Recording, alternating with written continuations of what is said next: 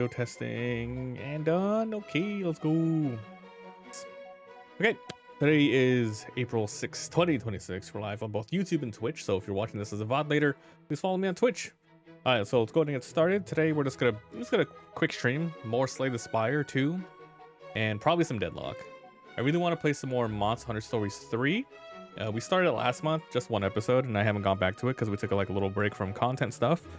But I'm wondering whether or not I want to stream it or if I want to play it on my own, because if I stream it, I'll get through a lot quicker. So after a couple of Spire runs, I'll decide if I want to play it on stream or not, because to be honest, long JRPGs aren't good for streams, but in the long run, it's better for me to get through games, so I don't know. We shall see. Shall see. I forgot to write down even Monster Hunter Stories 3 on here last time I played it. Alright, let's do this. Slay the Spire. This game's good. I played a couple of off stream. I couldn't help it. I played a couple off stream.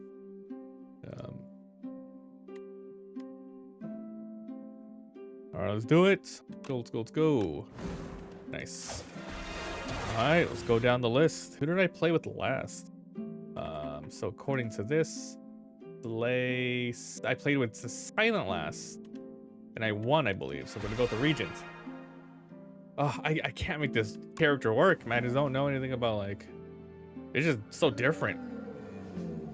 Upgrade, transform, but you lose 10 max HP. Double transform. Oh, give me an upgrade. 4 more damage. 3-star. Man, I would love if this became a 0. Man, I don't know. I don't like his starting cards. Give me a Venerate. Alright, $99. Some elites. Go this way first. Chelsea.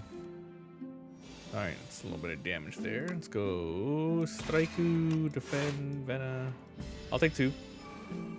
I'll take 2 hits there. Falling Star of Hell. Alright. Try to make this character work. God. 6-9. I don't have to take any damage here. Pew, pew, pew. Alright, see what we got. Reflect. Gain block. Block attack is reflected. Pretty good. We do have Venerate Plus. I'll grab it. I'll go to a shop too. Gain and draw. Not bad. Gain and draw. Devastate for 4. Remember, we only have 1 card that gets us stuff. Because I was able to get Venerate in this, we might go a star build. So let's go ahead and just remove, I don't know, just a strike. Hopefully we can get those other cards, because I want the attack and defend that gives me stars. Sword of Stone sucks. 106. 7. What's up, Shaggy? Oh, Shaggy. Shaggy, open the door.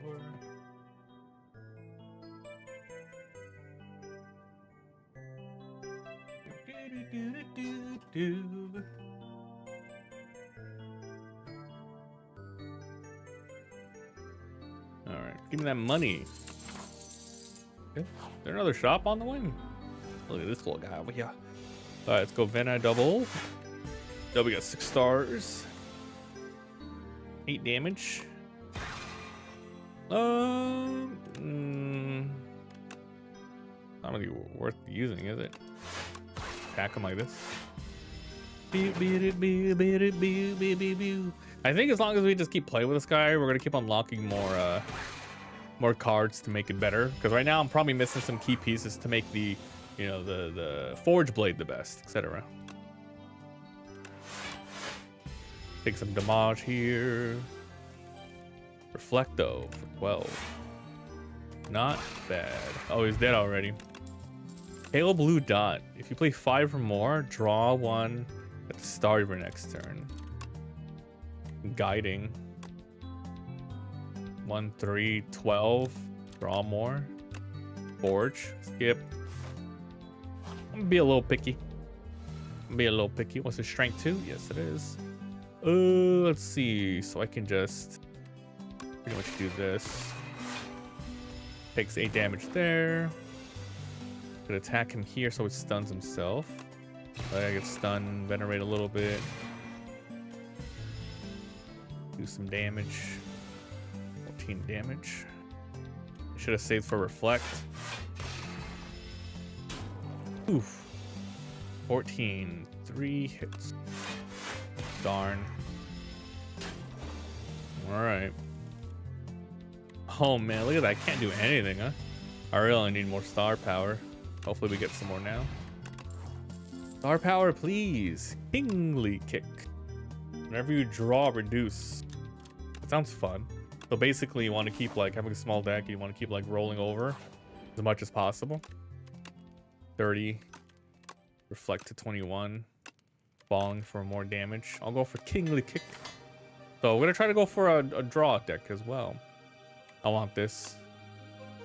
Choose a card. There you go, something like that. Whenever you play a card this turn, gain strength this turn. Give me the Gather Light. Let's see. Mana to a double attack. Fine first turn. Not the worst.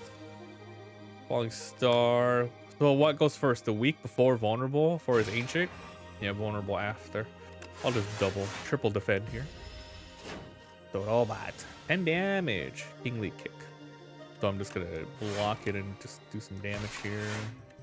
Reflect the 10 back. I like that move. It's not bad. Venerate. Alright, what you got? Falling Star for 10. I guess I could just venerate. So if we draw the kick again, he's just dead. Boom. Okay. Star now, star later. When you spend star, deal damage. That's not a lot of damage though. Damn it, I'll try it though. The rare for a reason, or uncommon. Enemies drop more money. Where's the next shop? Right there? I have a lot of money. I want to go that way.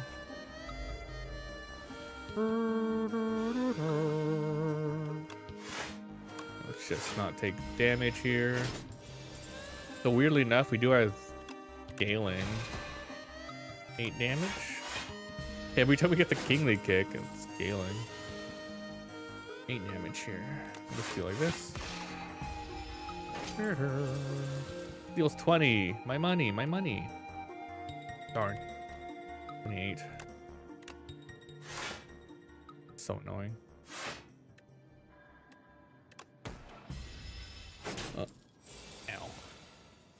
Falling Star of Hell. 12 damage. Okay, I'm gonna try to get our money back. My god, it's not enough damage. Because we're weakened. Just keep stealing and stealing and stealing. Kingly Kick. Kick this fool. Get my money back. Jesus. Took so much damage that round. Well, star to a 6. Edge. Alright. Block. Big War. Next attack deals more damage. 9 block for 0. I like that. Oh, it's the rats. The one shot at these guys here. Let's see. Particle, black hole. Venerate, wall. Turn to your hand. That's actually kind of nice. Yeah, that's not a bad card actually. Huh. I can keep activating it. So I can keep doing 3/3/3. It's pretty cool. Really, it's my only damage. Gather Light.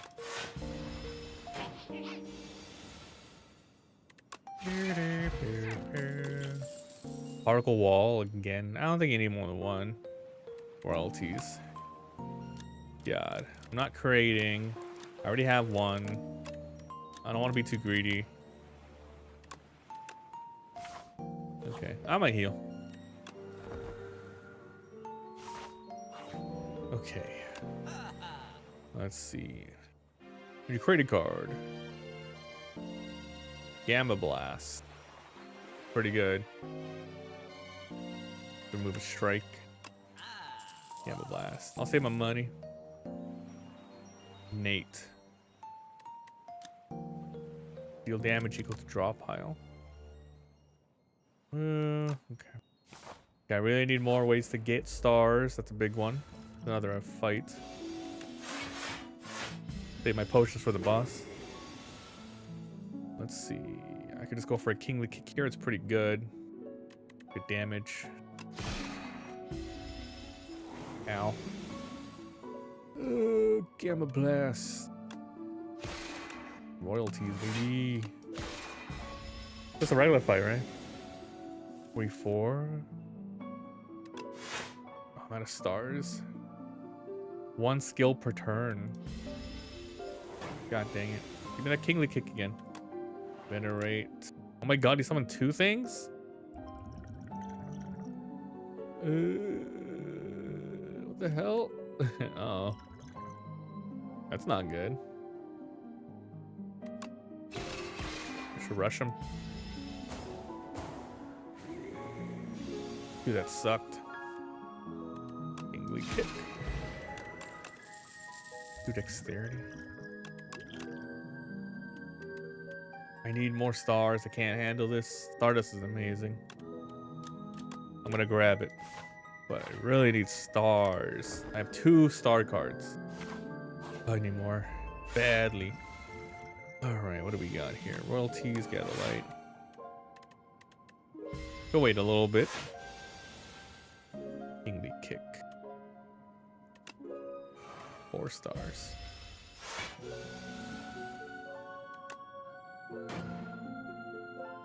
Is it a wake up, right? Should I start doing damage now?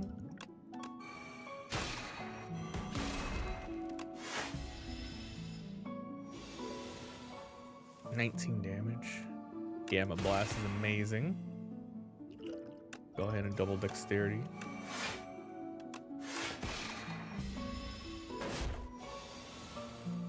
Okay.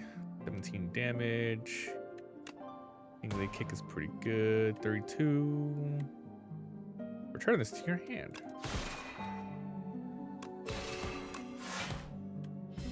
Pretty nice. Okay. Oh, kingly kick. Good damage the longer the fight goes on.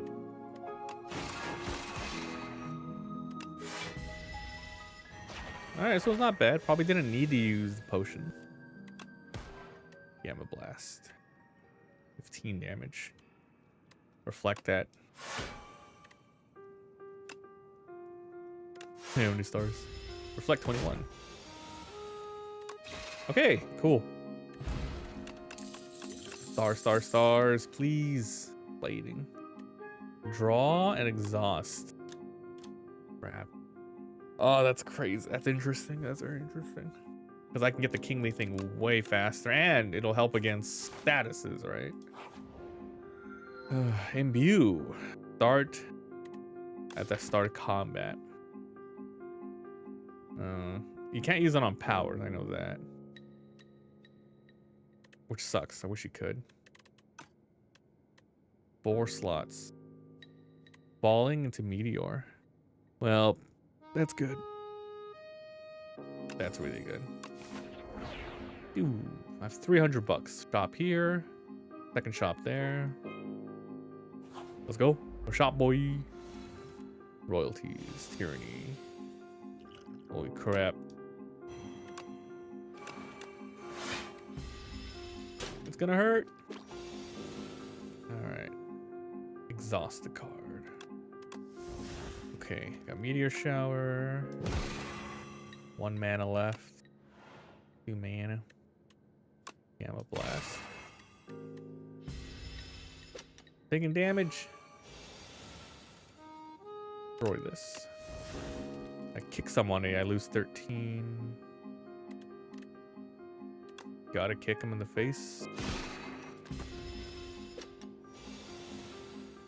Dude, I took like half my health that fight. That was so dumb.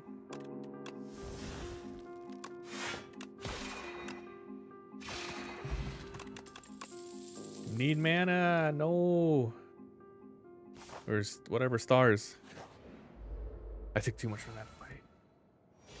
Tyranny. This is good too. Defend black hole. Do black hole first.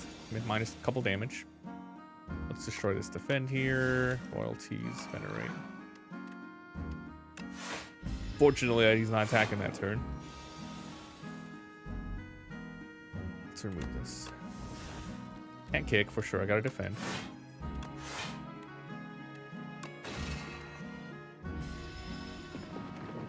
No damage. All right. What's crazy is you have to destroy cards. I can do Meteor Shower and then Venerate into the Reflect. Yeah, he wasn't even attacking. Damn it. It's okay. Damage done. Move this defend. Kingly kick here. 45. Radiate. Heal 3 for each gain this turn. I'm not even gaining a lot.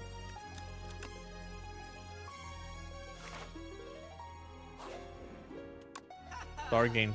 Any gain? Oh my god. At the start of return, play the top card. Is there a reason why I wouldn't want to play that? No, right? No, I would love to play them. I think if it has the star, it might be free, right?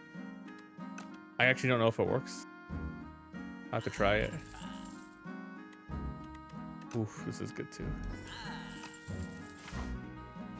What song is this, huh? This is Dunas from Fossil Fighters. Fossil Fighters.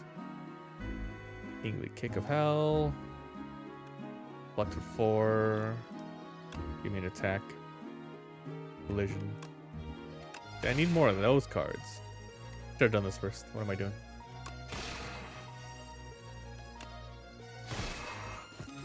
Go for the one shot. Meteor Shower. I don't have enough stars. Well, let's see if this works, right? Royalties. Hey, royalties. Particle Wall. 10 damage.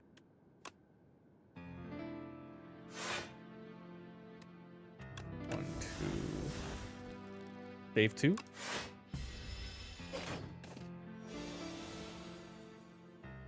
Gather Light. Kingly.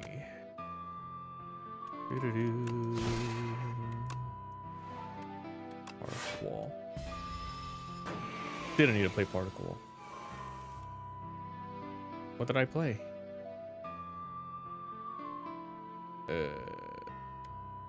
You're not dead. You're dead. Okay. Convergence. Gain and gain. +2 and attack. Finally. Another shot? Whenever you spend, gain 2 block for each spent. Okay, well. We have the attack one and we have the defend one now. Wonderful. Let's start with Shower's amazing. Venerate, please. Solar Strike. Let's do that. Damn, look at that. Woo! 17. This is unfortunate. Well, that's because we block. Wait, he has thorns. Oh, I ruined it. He had thorns. Fucked up.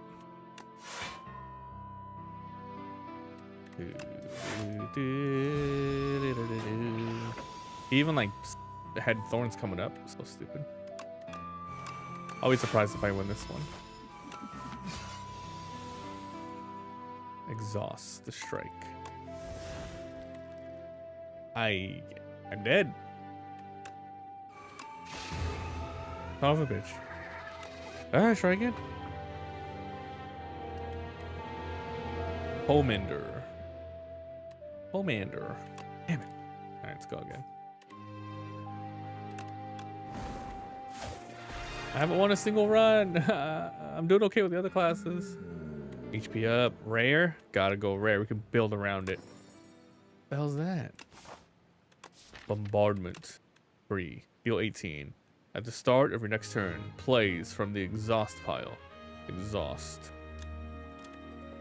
18 now, 18 later?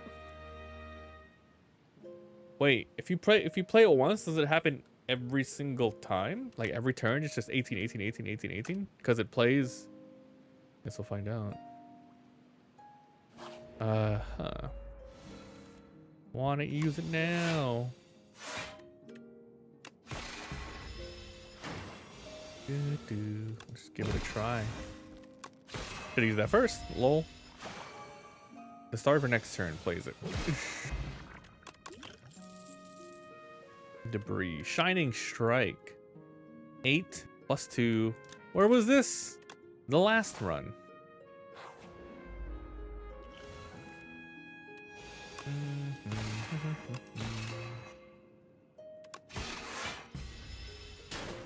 Poor guy. Shining Strike. Meow, meow, meow, meow. Ugh. God, freaking thorns. Particle. Forge gain. I'll grab the wall again. Boils. Yeah. We're greedy.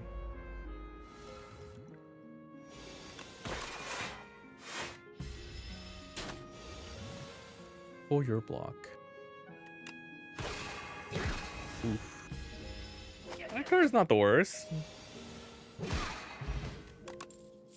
Get in cash. Bill. Do, do, do, do, do, do. What do we got? Every 4 mana you gain. That can really help out in turns where well, the thing is, you only use the bombardment once. Finally want the defects. One malt this once. Ascension 10. You gotta get Ascension 10 with all of them. I'm also on the path, unfortunately. I think throughout early access, or maybe when it finally releases, they'll go Ascension 20 again. Gain strength. All enemy loses the strength. That's permanent for the fight, huh? Yeah, this will help out. But I'll tell you now, this game's much harder than the first game. Much harder.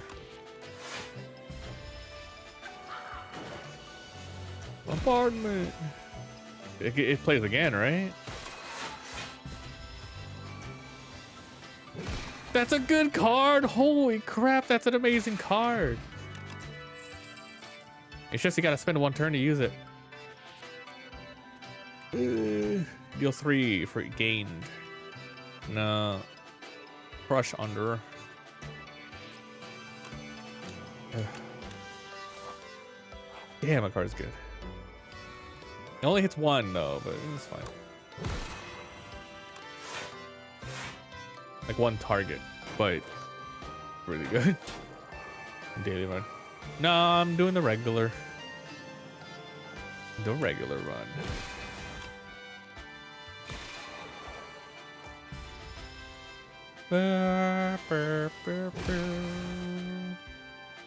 Shining Strike.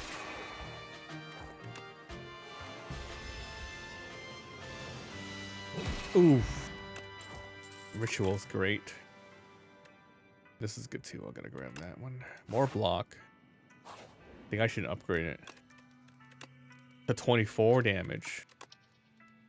Or this is cheaper. The big crab boss? F that boss. So many good upgrades. I'll just go for this. Ding, ding, ding. 8. Okay, Thorns is great. I like this path. Money.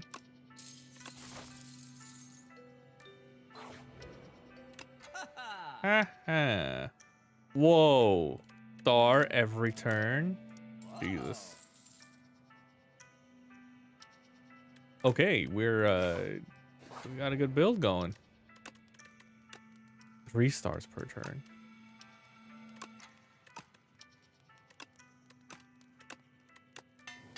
I have a good build now. I got good cards. Oh, crap. That's so much damage.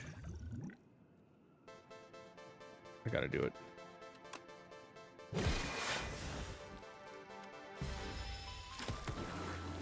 Oh, I got thorns. Genesis of Hell.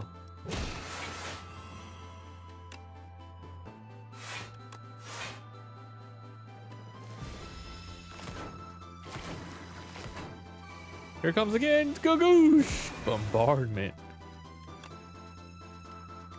So dumb. Nice order.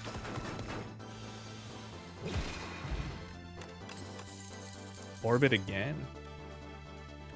Double orbit. Big Bang's good. Bum bum bum bum bum. Take a lot of damage here. Or am I? Screw you. Take a little bit less damage.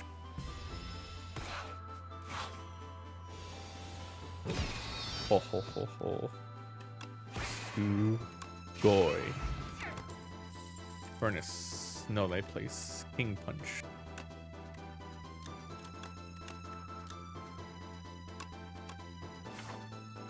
I'm healing. Make sure we can get through this. I got triple block for the last fight too. Damn. Oh, I can play both.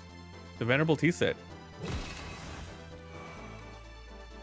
Should have played this first. I keep messing that up. Damn. Know thy place.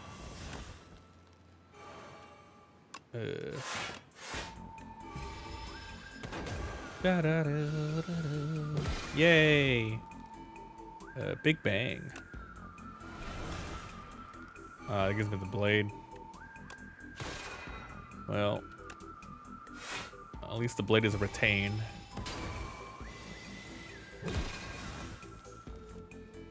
Shining Strike.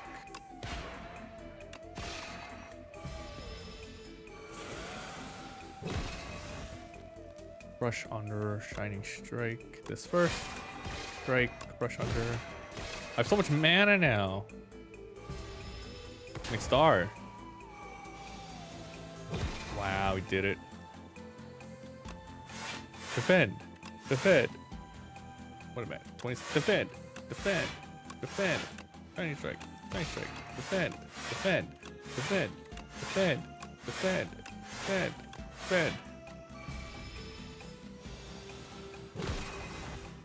Oh wait, that's on the next turn.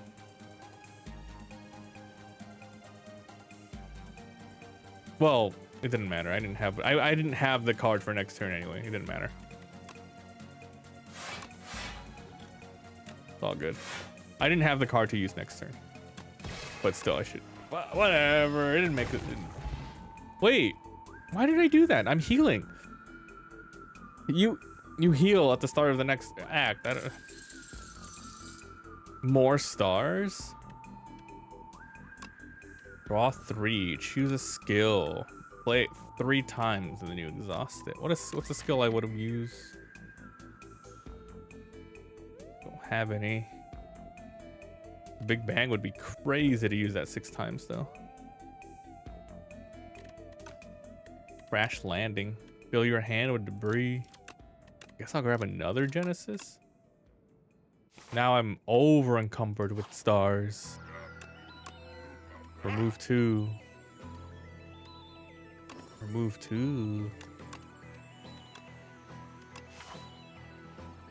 Okay, that's the monies.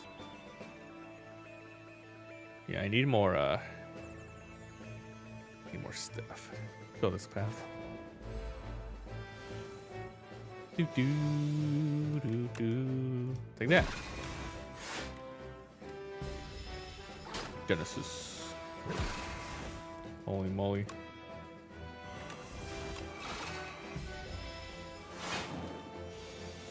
Yeah. Bang, bang, bang. Shining Strike.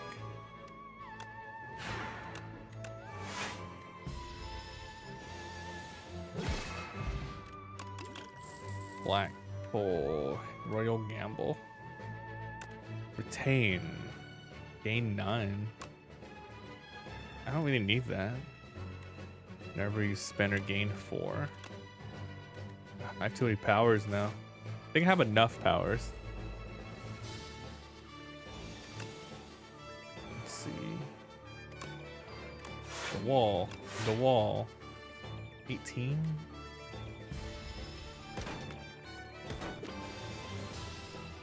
Okay. Good turn.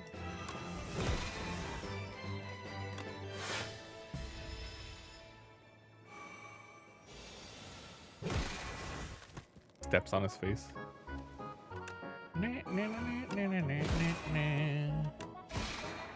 Oof. Fortunate hit here. Ah. Bum, bum, bum, bum, bum, bum, bum. Gain 10 block. That's really good for 1. And cost 0. 2 strength.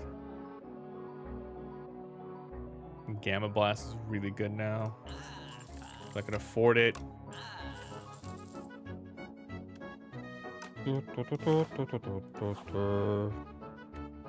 Chant. Block. Power draw.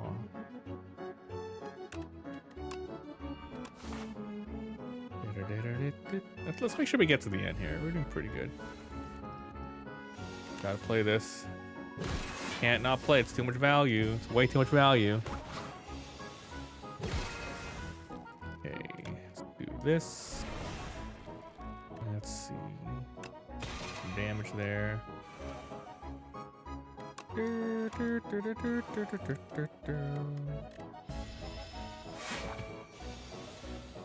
So much star gain. That. And that.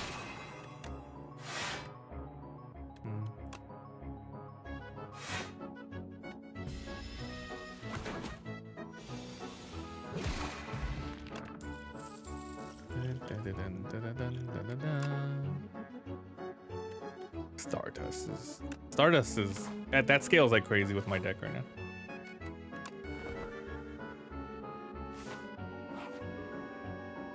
Lose dexterity to get upgraded. Power. You play 5 or more, draw 2, create a card. Whenever you spend, get okay. This one again. Spending so much. $600. First time you power block. Where's the shop?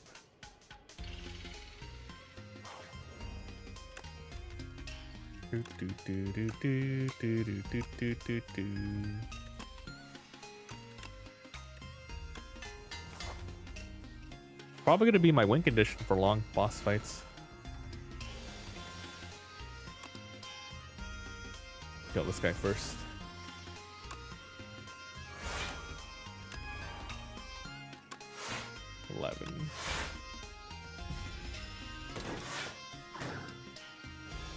Where's my bombardment?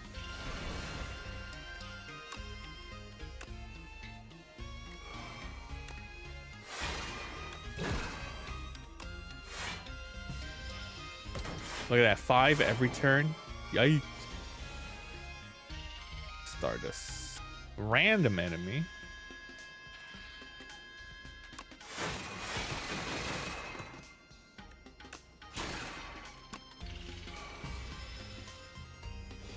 Bombardment last. 24 damage. Oops. Gonna play that first.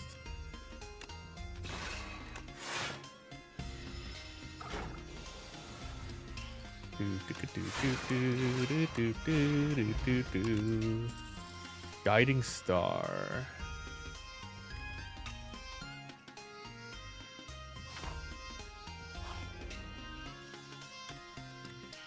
Gamma Blast. Damage. 3 stars. I like this one because it's like becomes free. Multiple uses. Every 10 spend get block. Pretty good. I can remove some of these defense. Pretty good. Deal damage. Another gamma. Draw 6. Too expensive. Draw 3 exhausts.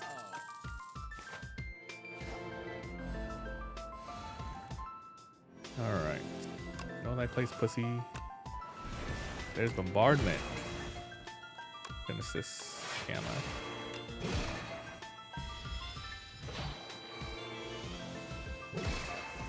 He's dead already.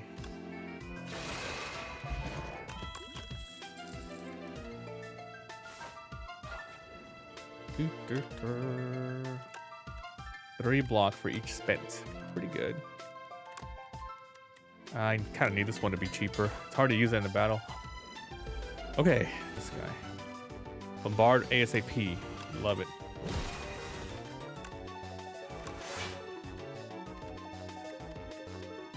Save my mana. Don't need to use that yet. Get my stars.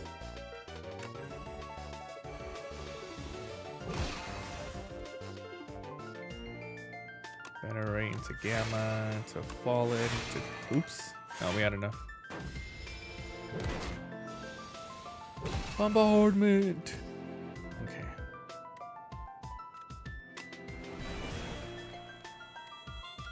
Get this. Gonna have to use this now.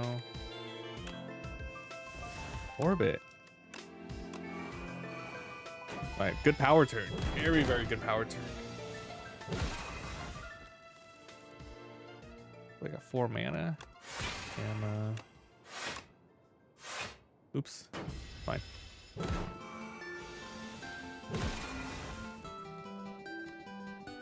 Hurt.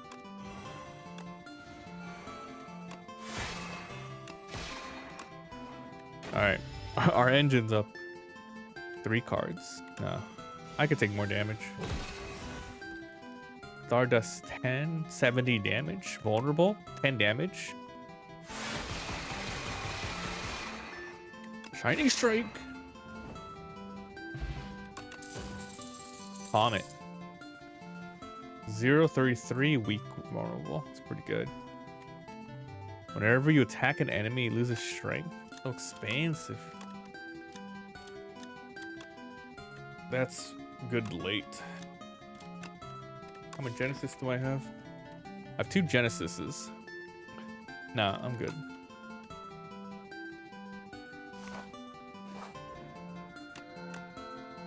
Draw 2 additional. But you can't draw more. I do draw more, right? I think I draw more with this. It's the only thing that makes me draw more. This as well, so it's become useless in my hand. Add 1 of 5, retain 2 additional. 3 apparitions. Apparitions.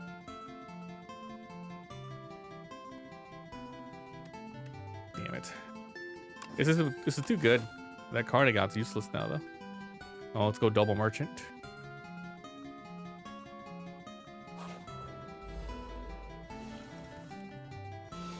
Uh-oh.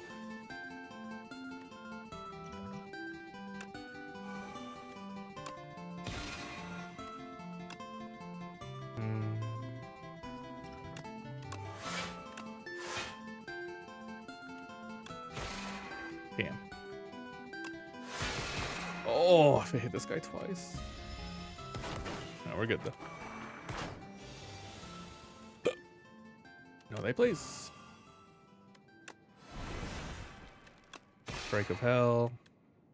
Should have done this first. Really should have done that first. Should have done this as well. Oh, the order. Bombardment.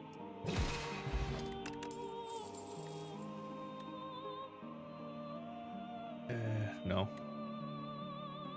No. All right.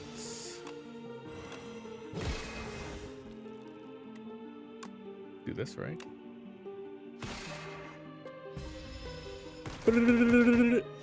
Team gun me, man. Retain your hand for 2 turns. That's a potion. A block plus star. You got. Choose an attack. Attack or skill royally approved. This card has innate and retain. I can't use any powers. It's unfortunate, but I can make it so bombardment always shows up. Kind of nice. That's what I want, huh? It's that or the Big Bang, but let's make it bombardment. Remove a shitty defend. We have one more shop coming up. Save our money for that one. E9. If it's at the top, play it. I'm good. Bow, bow, big bird. So this doesn't do anything anymore. Just chillax with this. Let's see. Dun, dun, dun, dun.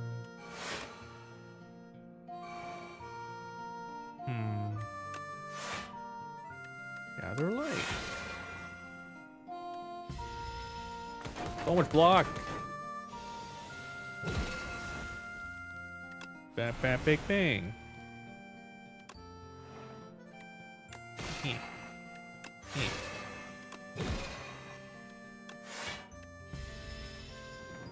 He's flying. Half damage. 24. Make him weaker. Bendo.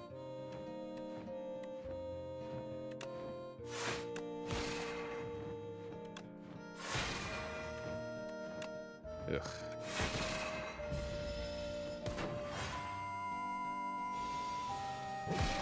Buy for each spent. Could be good.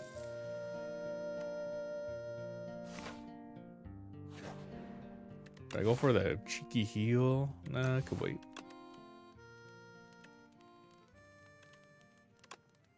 Three. Alright.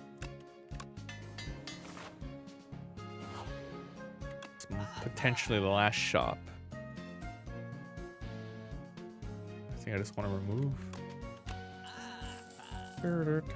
Draw pile 6. I do draw more per turn now. Passive.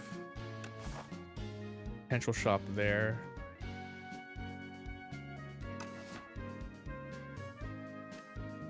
I'll buy one of these.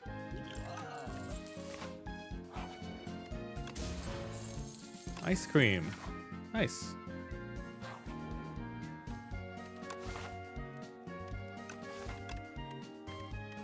Big bang. Oh, that's actually really good if that's innate. That's all it does though. But it allows me to play more than one card per on my first turn.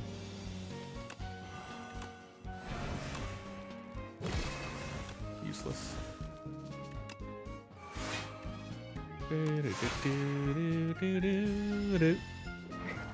I'm slimed.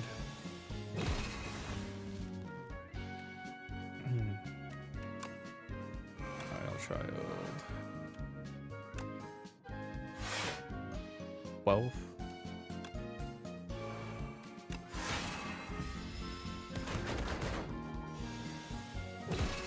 Oh my god, the gain. So good. 7. 10 again. Oop, could have just killed him. My bad.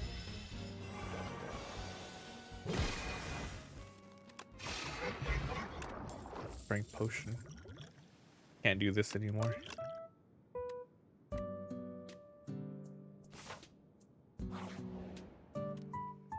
I'm be greedy. I want to. Let's just heal it up. Draw 2 fewer.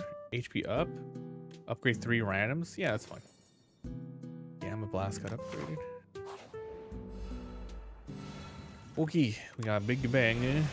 Kill this guy first.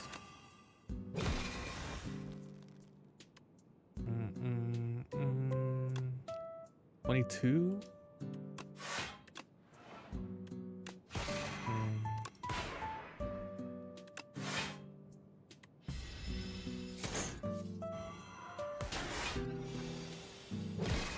Oh, bombardment. Rush under. Damn. Shit. Rush under for sure. Let's do that. Okay. Dampen. All my cards are downgraded. Not wrong.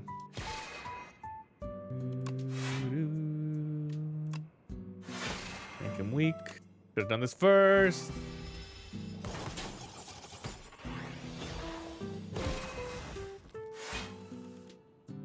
Genesis.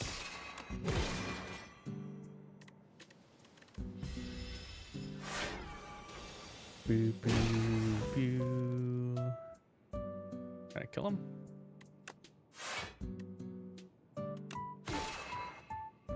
Falling Star. Orbit, Blade, 22. Regal Pillow. I think I'm good. I think his deck's done for the game. Okay. Do what we got.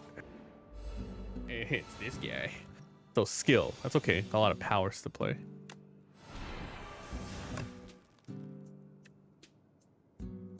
So good to use now. For a bit. Let's get out of my deck.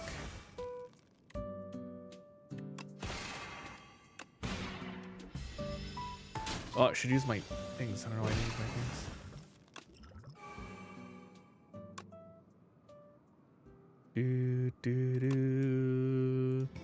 Oh, he's dead. You bastard. I don't have anything to play. You bitch. I could retain it.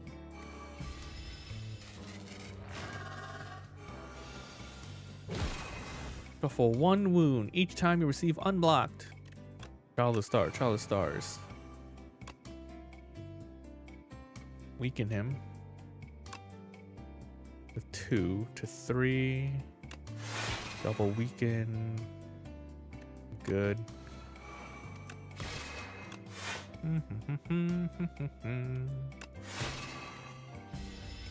6 for 3. 22 damage. My Genesis. 2 mana left. Oracle Wayne.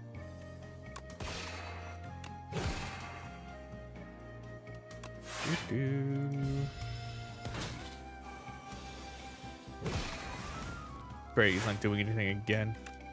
Venerate. Gather Light. Stardust. That sucks. I'm not getting it this turn. I could potentially get it. I draw a lot. 21.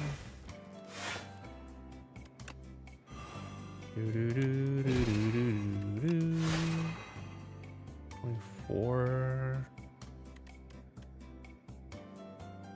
Plus 3. Alright, next turn, he's dead. Is he dead with Stardust? Venerate plus 3, Shining Strike, 26, plus 13. You're dead, right? Well, goodbye. Whoa, he finally won with this guy. Okay, success with a lot of powers. Jeez. Good. I think the MVP card, Bombardment for sure. That one really made me win a lot of regular fights. And then my Stardust Generation helped me win boss fights. My Magnum Opus. The following relics. Upgraded attacks. Deal more damage. That's everything, huh? Cool. Oh, the Tungsten Rod. Oh, my love. 1 less. So good. I'll each drop an additional.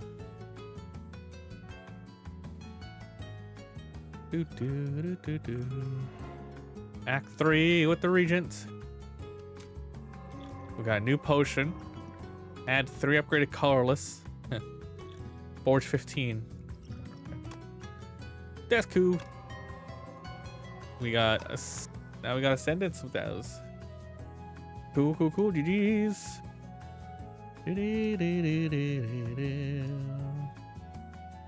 Sweet.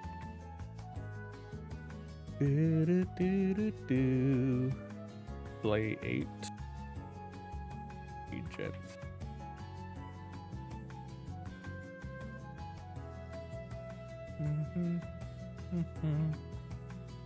All right, let's do another run. Going down the list. Next is the Necrobinder. We are on Ascension 2. Ancients only heal 80%. So after, so it used to be 100%, but you know, there you go. Upgrade whenever you rest, max up, lose all gold, choose a pack of cards. How about upgrade? Summon 7's good. Summon 7 is great. Bodyguard. Okay, let's see. Probably this path. Go. Asti, what up? The blood. Unleash. 14 damage. Love me, Asti. Body unleash. He's just an innate scaling. Oh my god, such a good card. Or mechanic. Brave. Whenever you play cost 2 or more block. Wisp. 2 or more block.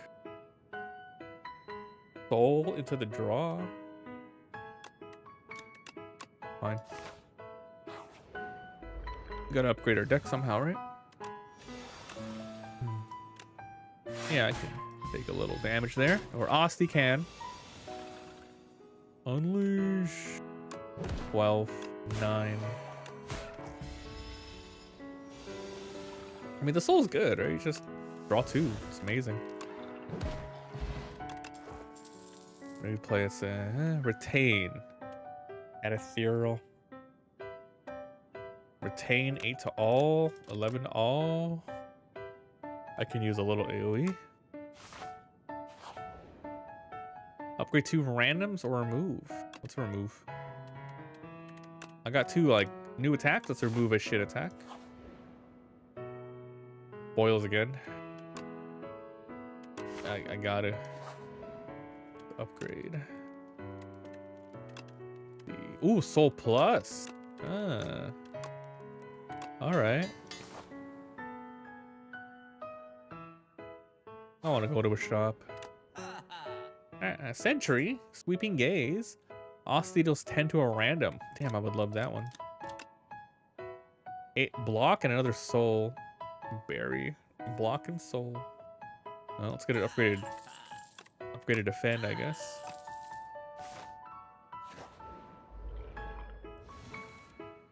Body Strikeu. Let's see what we got. All my cards.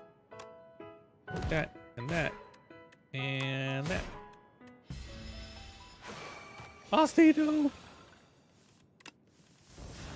How could you? Doom. Seance. Transform a card to a soul. I think that's a good card. You can get rid of shit cards again. And the statuses. Nice hand, nice hand. Might as well use this. Transfigure. Replay. Costs extra. Enemy loses 3. Add 3 souls. Asti. Cool. Cool. Transform. Bodyguard. You do that. Do some defense here.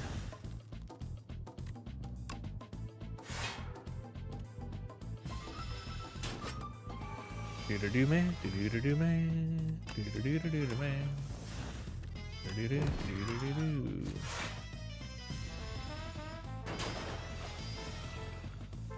Seance. I like how this is 0. So good.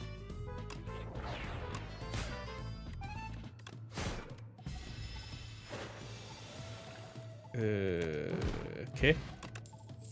Friendship. Putrefy. I like that.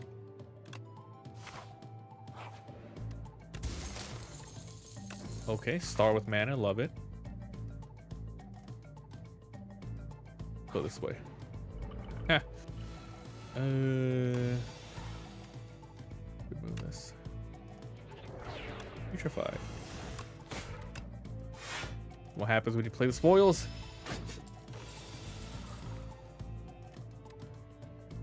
Damn.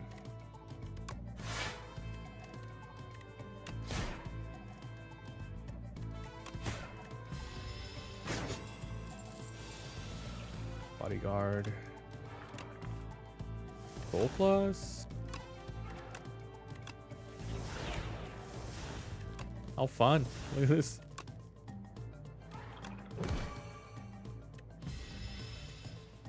It's retained. He's running. Can I kill him? Oh no, he's not dead. Are you kidding? He stole 40 bucks. Man, that sucks.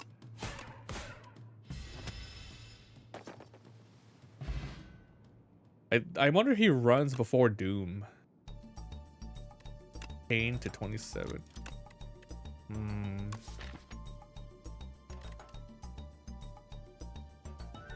Honestly, my only scaling right now is Osti, Bodyguard, and Leash. That's my plan at the moment. I'll wait for better cards. Dang on. Soul Plus. Yeah. Soul Plus.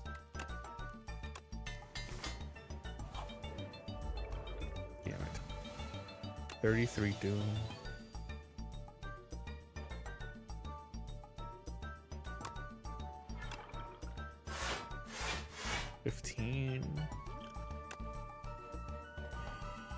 Could have just killed this guy. He's attacking first.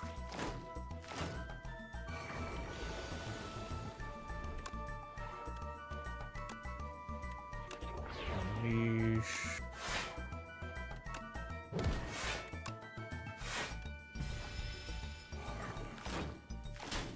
There's so many souls, so we keep getting Osti back.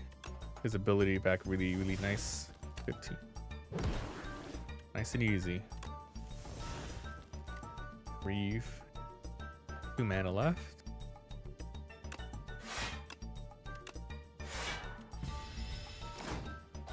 Soul's good. The last card.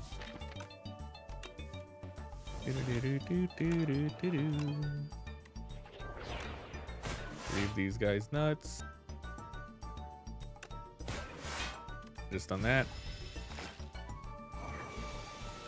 Give me my Unleash.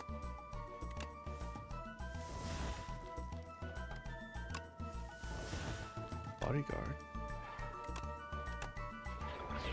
22. This deck's going pretty well. The amazing draw.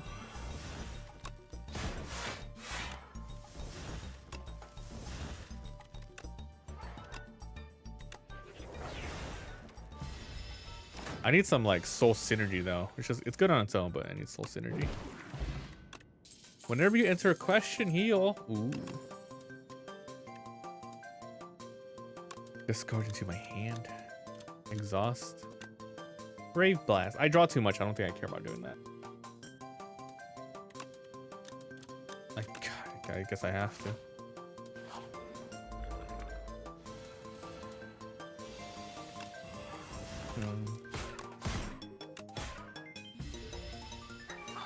Kaka! Bodyguard.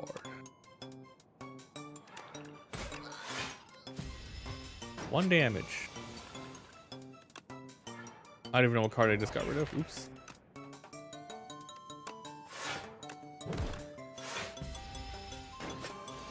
Uh, 11. Unleash to flag. Deal 5 for each ethereal. Are souls ethereal? No, they're exhaust. I have one ethereal. Played this combat. Deal 10, double the damage, all hang cards deal. So every time I play, it's 10, 20. What if I get more? Which means if you copy it, it's even better. But I think I'm really going the Osti route. The Osti... Osti Soul? Just need better stuff. This is actually pretty good. I draw a shit ton. Clumsy. It's the fish. Don't think I will heal. Think I need more damage.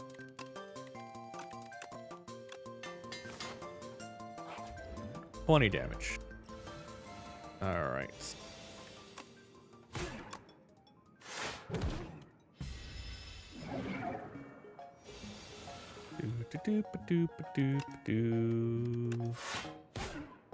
Shit. Ow! I'm gonna die. Oh, these bad boys. 5. As long as Osti stays alive, Unleash is gonna get buffed. 2, 3. Dance, another oh, the beckons. Yeah. Where's my Unleashes? Bodyguard.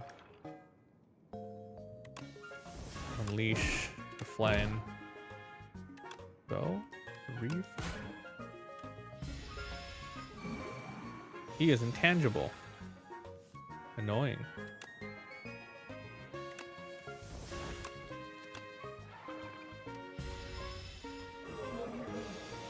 Alright. Flatten's there, so is Unleash.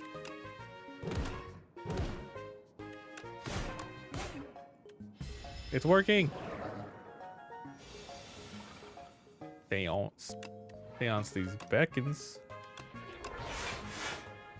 Not the best hand.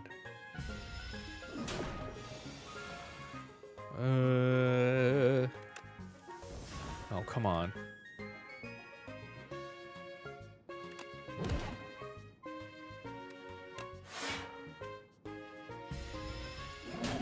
Okay.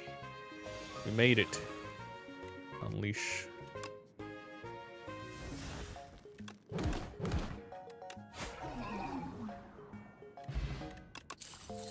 I got another seance? Nah. Banshee. All. Exhaust your hand. If 9, intangible. What the hell? That's insane.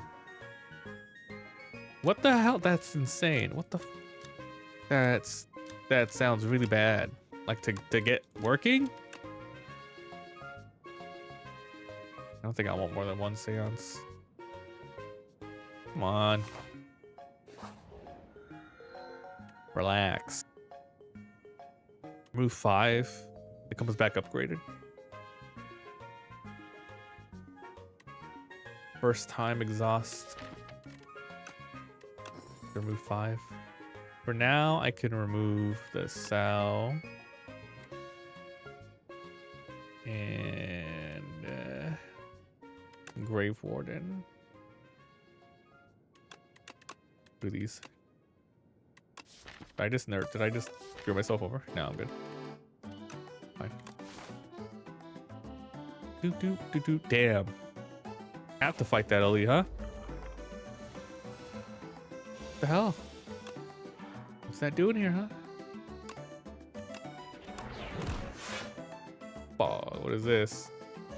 Should have hit this guy and firebombed him.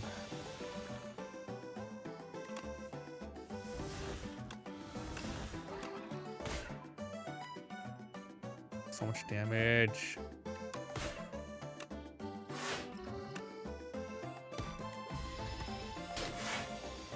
$29 HP.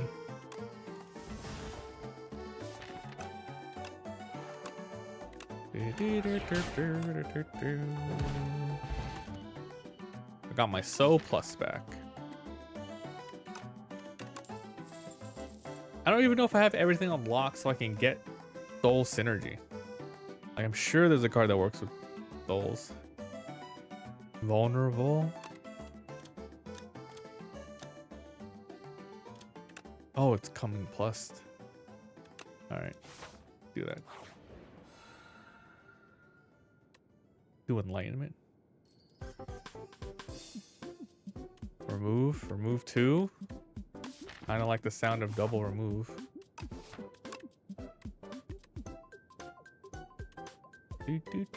Get rid of these attacks. My deck size is 11. It's 11. Oh my. Oh my.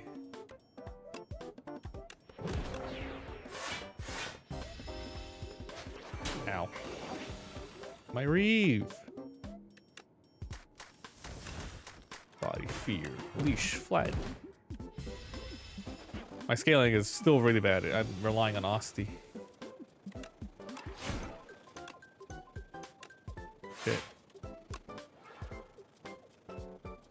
Doesn't matter.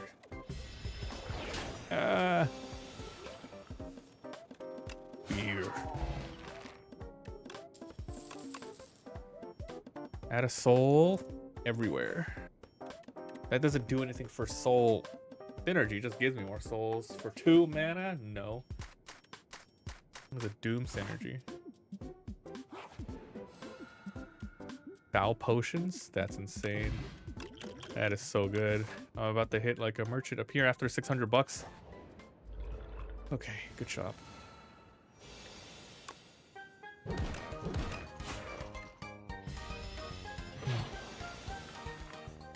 Okay, this is good. This goes away if I don't use it. Fuck it.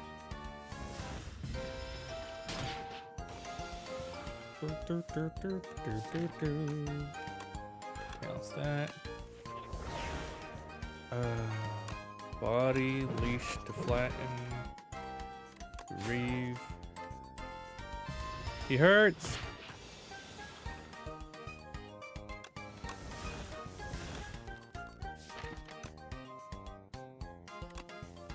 My unleash bodyguard, unleash, flatten again. Whenever you apply a debuff, next turn summon and mana. That's fine. Unleash is just 3 more damage. Summon 3, that's it. Double plus 1 more. A retain? Fine. I don't have that many good upgrades anymore. I hate this fight so much. I do have So though, which is great.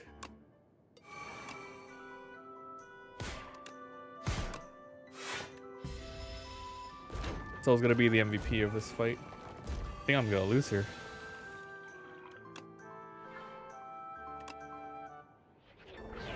Five mana.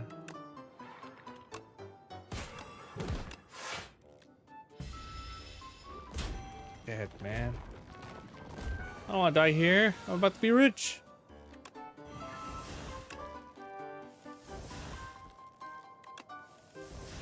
So, for 8.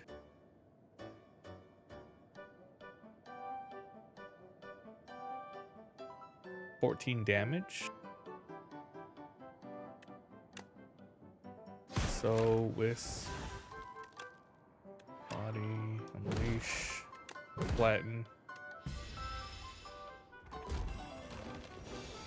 Okay, that worked out. Oh, it was a scary fight. Okay.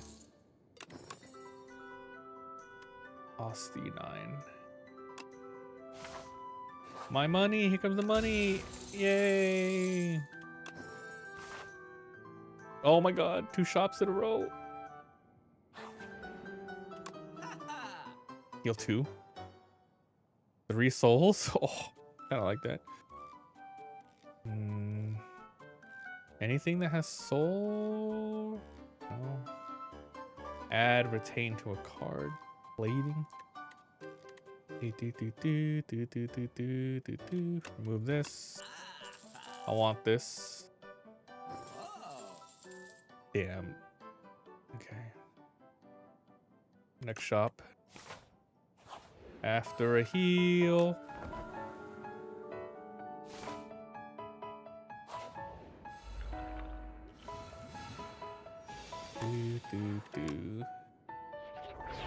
Okay.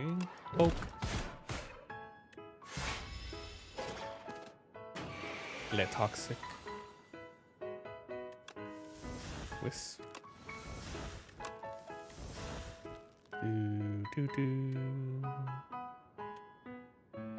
Unleash, invoke. Fear. 22 damage? 24? Could have done that if I was gonna do that anyway. Oh shit, why did I...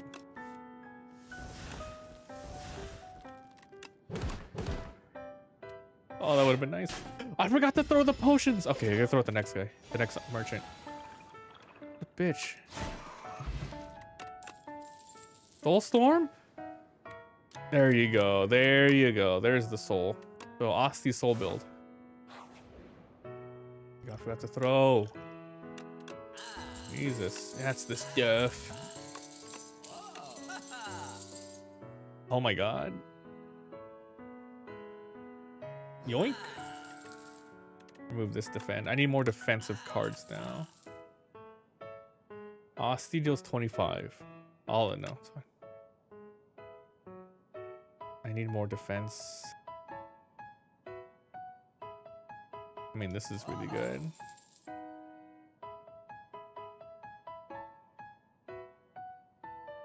Fruit juice.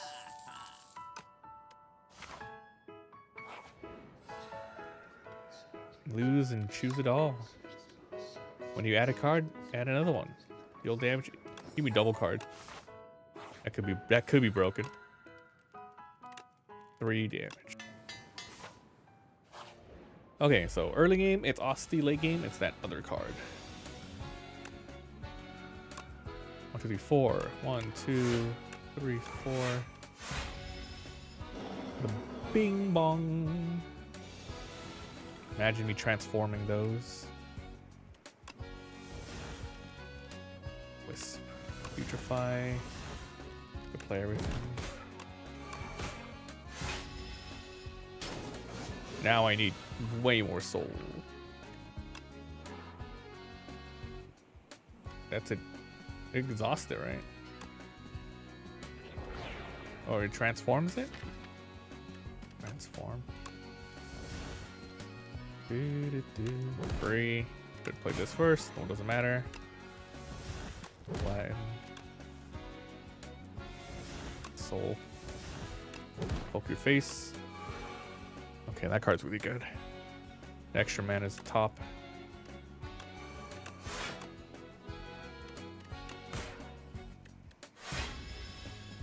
My defense is lacking. I didn't draw anything this turn.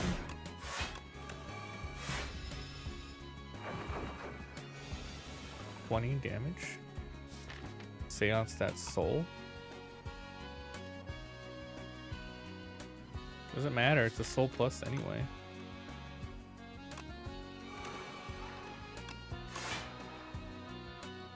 Whatever. Ooh, he lived. Give you the cards. The good stuff. Don't need that many.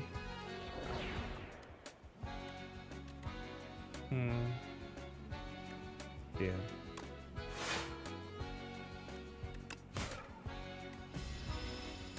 Asti lives.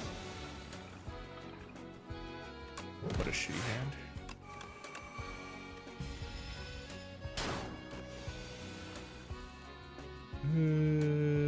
Okay.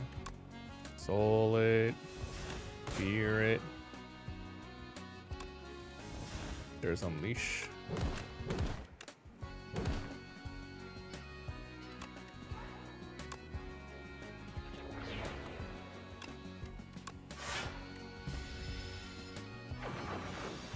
$24 damage. Soulstorm, 36.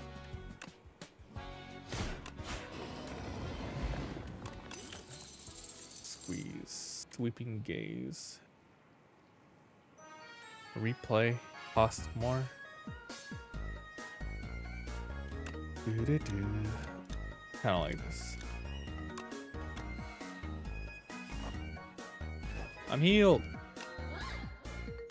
Mark 7. Enemies have 1 HP. Whoa. Whoa, 31. I wonder if it's... I don't know, man. Do you think it can be... Fuck, let's try it. See how it works. 1, 2, 3, 4, 5, 6, 7. If I go here, I can't go to these last two.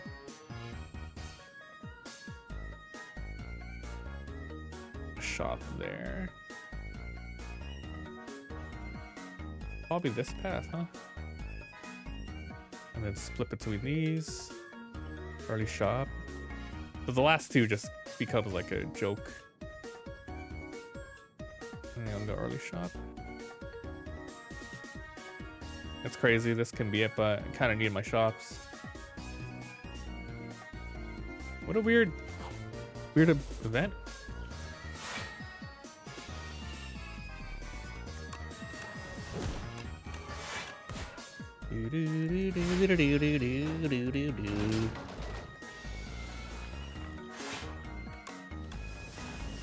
Entry mode. What the hell is this, man?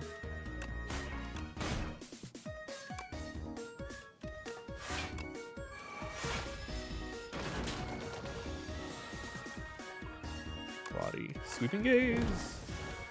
Oh, 2 of them got added to my deck. I mean, that's fine. Honestly, fine. Now I get 2 of these. Drain power. Enemy loses 11 strength. 2 of them. Double weak. I'm gonna add 2 of something. It's gotta be amazing. Okay. Interesting.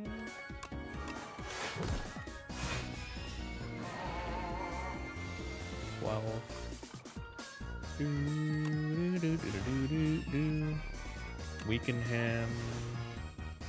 Do I want to take 9? Hell no, I don't want to take 9.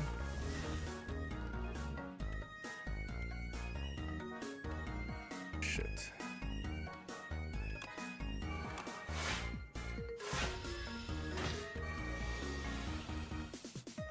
Weaken gaze.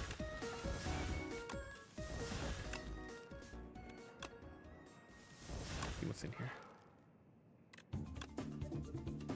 Alicia. Do, do, do, do, do, do.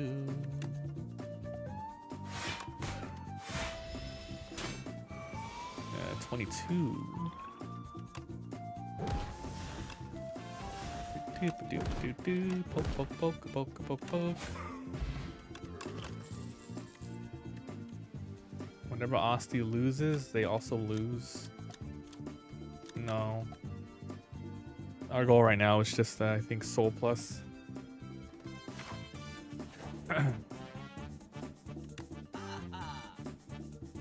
Give me Soul stuff.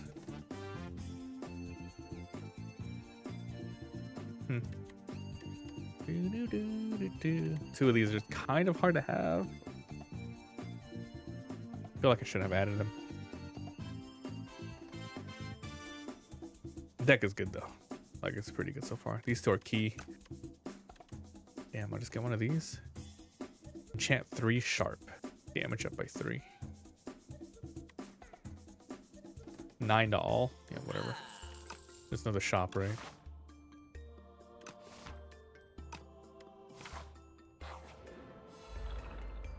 Bird. Too early to use this. Probably next fight. Definitely this.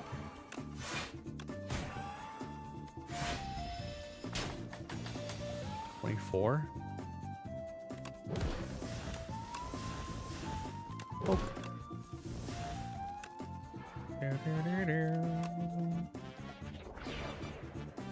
Got to bite the bullet here.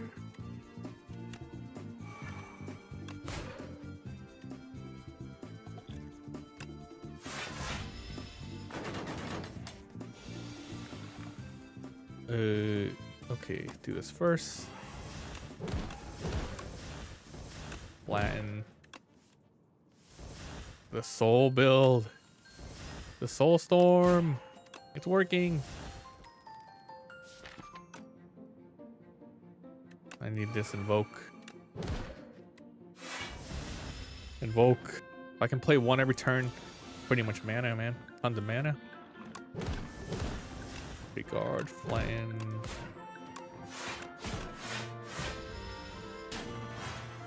Easy fight.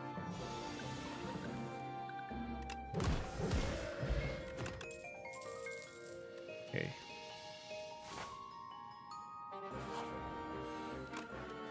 Entry upgrade. Oh, that makes it way more useful. The summon 3 is very whatever. No, it's a fight.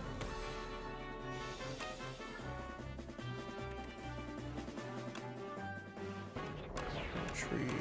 Alright, good setup turn. I need to draw souls though, otherwise it's no bueno. I didn't draw any souls.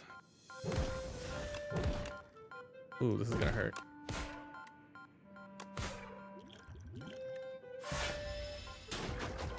Ha! Nasty. Oh, he's not doing anything. Sentry.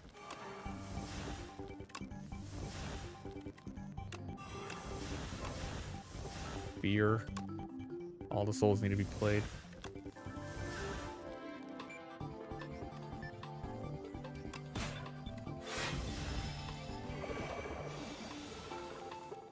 Seance. Seance a slide, please.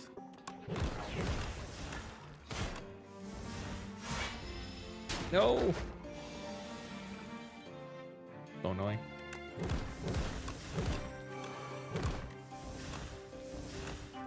Nice. Cool, cool, cool. I'm doing way more damage than I think I'm doing, huh? It's nice.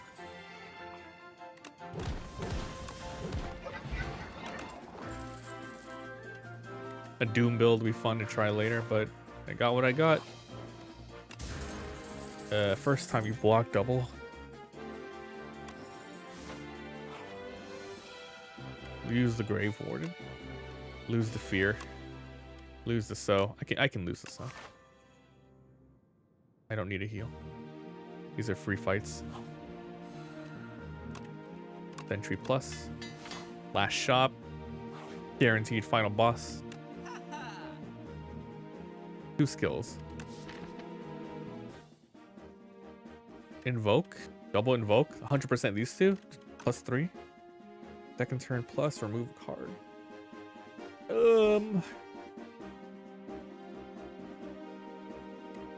Remove something.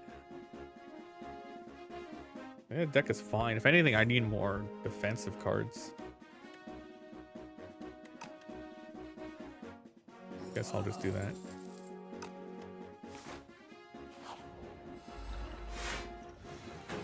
Oh no, what are you gonna do? Back you.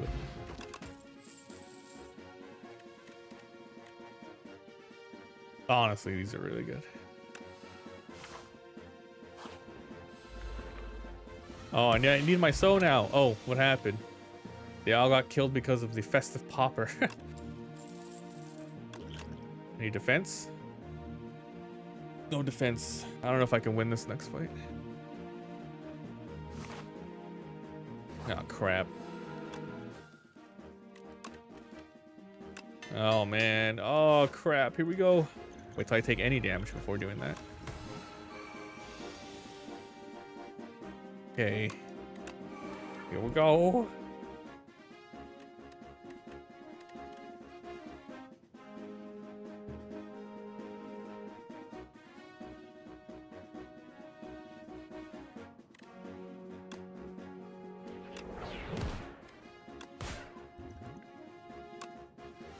Need a good start. There you go. That's a good start. All right, what do we got? 3 mana. That's what I got.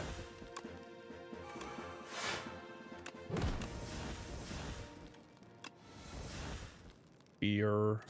Invoke 100%. Activate now.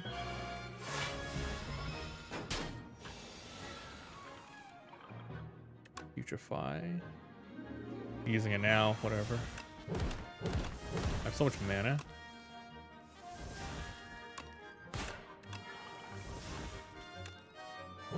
Seance.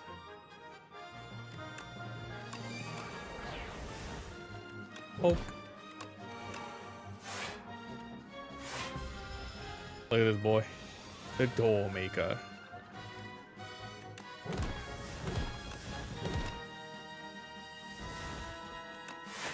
Seance.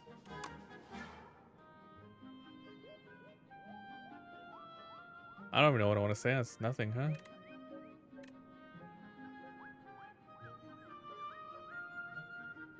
Damn it, I shouldn't have done it. Probably the Reeve. Shouldn't have done it.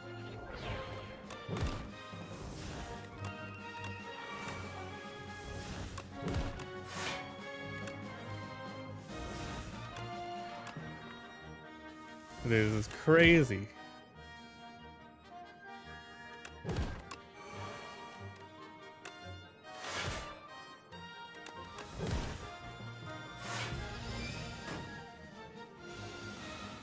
I can't play Seance anymore.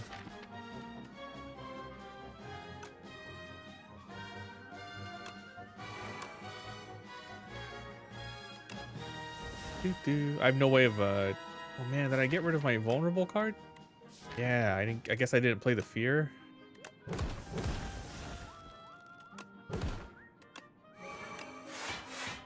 Oh man, no draw that turn. Sucks. Osty's killing it.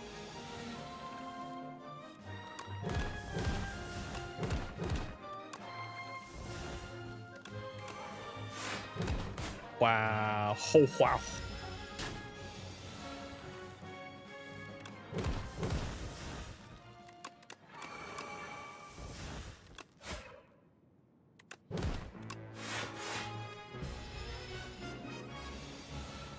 What are you still doing here? 51 only. Oh, no more draws. Bad.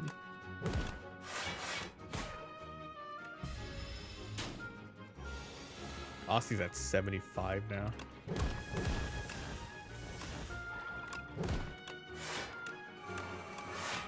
Boom! 2 wins in a row. Awesome. Okay, so early game Osty and then late game Soul build. That was great. I mean, I'm just playing with what they gave me, and I think what did we do? We got the I don't even know how the game started. Did we just upgrade into something? I upgraded bodyguard at the beginning, yeah. Okay. And then I guess I just found Seance and then it went straight to the Soul stuff, and then we went that route. And Soulstorm really helped out the late game. Nice. View. GG's, bitch.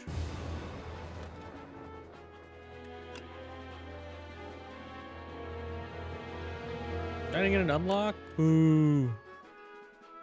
Okay, that's fun. Beep, beep, beep, beep, beep, beep.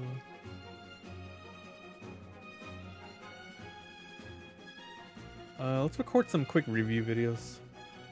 I find it easier to actually record a review when I'm live. It just helps more. So I'm just gonna record some. Do do do do do do do. The hell is this guy's name? The Necromancer? The Necrobinder.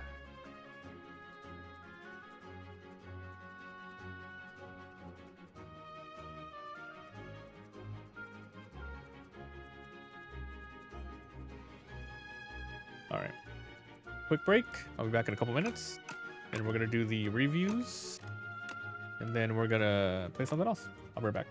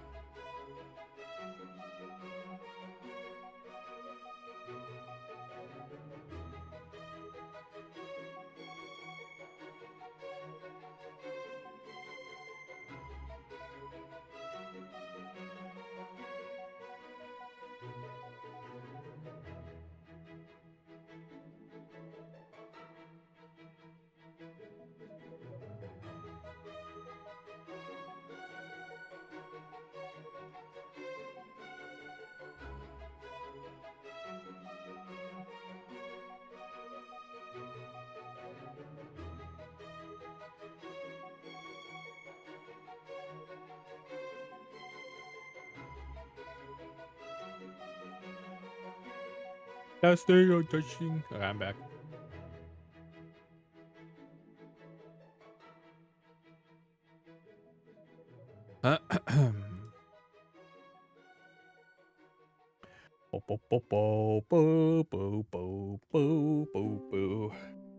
Alright, so what I want to do really quick is record some talk videos for YouTube.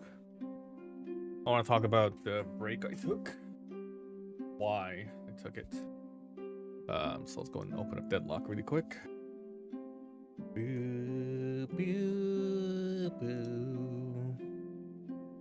Freaking Deadlock, man. Look how many games I played.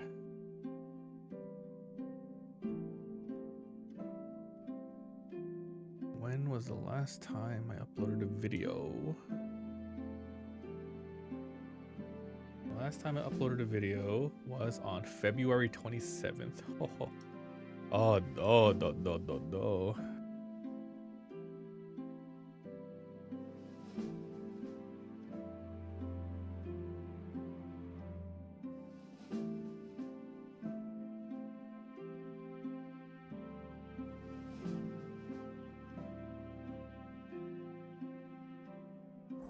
All right.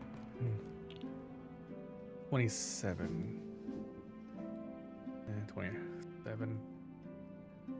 Oh no. Oh, that's not good. All right, so 1 2 3 4 1 2 3 4 16 1 2 3 4 5 6 7 8 9 10 11 12 13 14 15 16 17 18 19 20. What the hell, dude? 20 times 16. God. Calculator. 20 times 16. 320 matches. Oh my. All right. Damn it. That's a lot. Okay. Hey guys, welcome back. Mabi here. This is the longest ever that I've had a stretch of no content at all, no videos, no streams, and it was around 2 or so months. And I think a lot of it has to do with me being kind of burnt out. I started YouTube maybe around 2012, 2013, starting with the Mr. Mabi channel, Mabi vs. Games, Mabi vs. Games VOD, etc. You know, Terraria, Don't Starve, and for the most part, it's been videos every single day in one form or another. But then I took a break. It was an unintentional break, but it has to do with two things besides being burnt out. I played a lot of games off stream, and one of them is Deadlock. I wanted to just get really good before I started streaming a lot of it, and I'm at the point now where I'm like, okay, I can play it now. I can do a lot. I can stream. I can have some good matches. And of course, I started binging The Walking Dead season 1 through 11. I stopped at season 11, episode like 4 or 5 when it first came out, but now I rewatched it all and I finished it again. So yes, let me quick show the Deadlock stuff first. So here it is. So pretty much there are 16 matches per page here, and there's 20 pages that I went through. So this is when we started playing again, and then you can see here we played every single day multiple times throughout the last 2 months, where I didn't upload a single video on the main channel, the Let's Play channel, the highlight channel, or even the Mabi TCG channel. I did not do any of that. But so all of this adds up to around 320-ish games since the last one. And I don't even have that much time on it. You can see Deadlock, I only have 330 hours compared to like Dota. That's nothing, right? So I'm learning the game. I'm having a lot of fun with it. Dota is 4,300 hours, but that's not even including Dota 1 and all that stuff. Maybe the alpha that doesn't count in here. But yeah, it just got to a point where I'm just doing a lot of, because like I have a real job, right? So I'm just continuously doing that job as well. But then I'm like, you know what? I'm just gonna play a bunch of matches. I don't feel like recording. I don't want to print out any decks. I don't want to do any duels. I don't want to even do any Let's Plays. The last game I really played for content creation was probably Pokopia, and I'll put up a review even though it's a month later, because I did play a lot of that as well. And also Monster Hunter Stories 3 that came out very early March, and right now it's like the first week, like the first week after of April. So I've only played about an hour and a half of that game, so I'm gonna go ahead and jump back into that, and hopefully we can have a review. But I can review, you know, Deadlock, I can review Pokopia, and then we'll go from there. But I'm trying to get back in the thick of things, so I'm gonna be streaming a lot more, and during the stream I'm gonna just play all the games that I was going to be playing and whatnot. A little bit of Slay the Spire, Deadlock, of course, the Let's Plays, and some retro stuff. So I'm just gonna get back into things. But yeah, Deadlock really took up a lot of my time, and I really want to do a really deep dive video. You can see like a lot of these matches, like 60 minutes, 30 minutes, 40 minutes. Oh man, we did a big stretch of wins here. If you're wondering, my rank Archon 1 right now. I feel like the ranking system is a little broken because I've been like that even like after all these wins. I'm just still the same there. It's really weird. But yeah, I just wanted to give you guys a quick update on where I was. I came back, and not like one or like a couple people said, you know, where was I? I just went like, you know, I just took a break. Unintentional. I usually update if I'm gonna take a break or anything, like a long one, at least on stream, on the video, or in the Discord. I just didn't this time. But I'm at that point in my like content creation sort of career where I'm like, no one cares. I just keep going back and forth. So the plan right now is honestly to come back and keep uploading. And if I ever take a long break again, I will try my hardest to get the word out somehow. But I will never ever stop content creation. Either edited, scripted reviews, highlights, uploaded Let's Plays, streams, anything like that. I will never ever stop. Unless I randomly die, and you'll never know, because I don't know who would. I mean, I guess I could have a contingency, or I say to my wife or a family member, like, hey, if I died, can you post something for me? I mean, I could probably do that, right? I think a lot of people do that. But yeah, it's just Deadlock really took up a lot of my time. And yeah, The Walking Dead, I watched so many episodes. I woke up super early to watch a bunch. I watched it all on Netflix. I did watch Fear the Walking Dead when that first came out up until season 4. I watched up to 4.5, and then 5, 6, 7, and 8. People were saying it was really bad, so I don't want to touch those. However, because I finished season 11, it kind of rolls over into some new spin-offs, which I'm going to watch. I am not going to watch World Beyond. I am instead going to watch a recap of it, because I don't want to sit through. A lot of people were saying it's really bad. It follows a bunch of teenagers basically in the place where Rick, so spoilers, where Rick sort of ends up, and it's the sort of segue into that. So I'll get the recap, and then I'll watch The Ones Who Live, which is going to be Rick and Michonne. And then after that, I'll probably watch the Dale Dixon Show, which is, I think it's 2 seasons with a potential finale, upcoming 3rd season coming up maybe later this year. And then also Dead City season 1 and 2, which I heard it was not great. But I'm gonna watch it anyway because Maggie Negan, love him. So yeah, that's pretty much it for the Walking Dead stuff. And then after that, I think in between that, I'm gonna go back and read the comics. I read the comics all the way up to probably like in the middle of the Negan War, and then, you know, into the Whispers and stuff like that. So I'm gonna go back and watch those. But yes, so I'm gonna slow down on the Deadlock games, because once again, I took like 2 months just to practice and learn.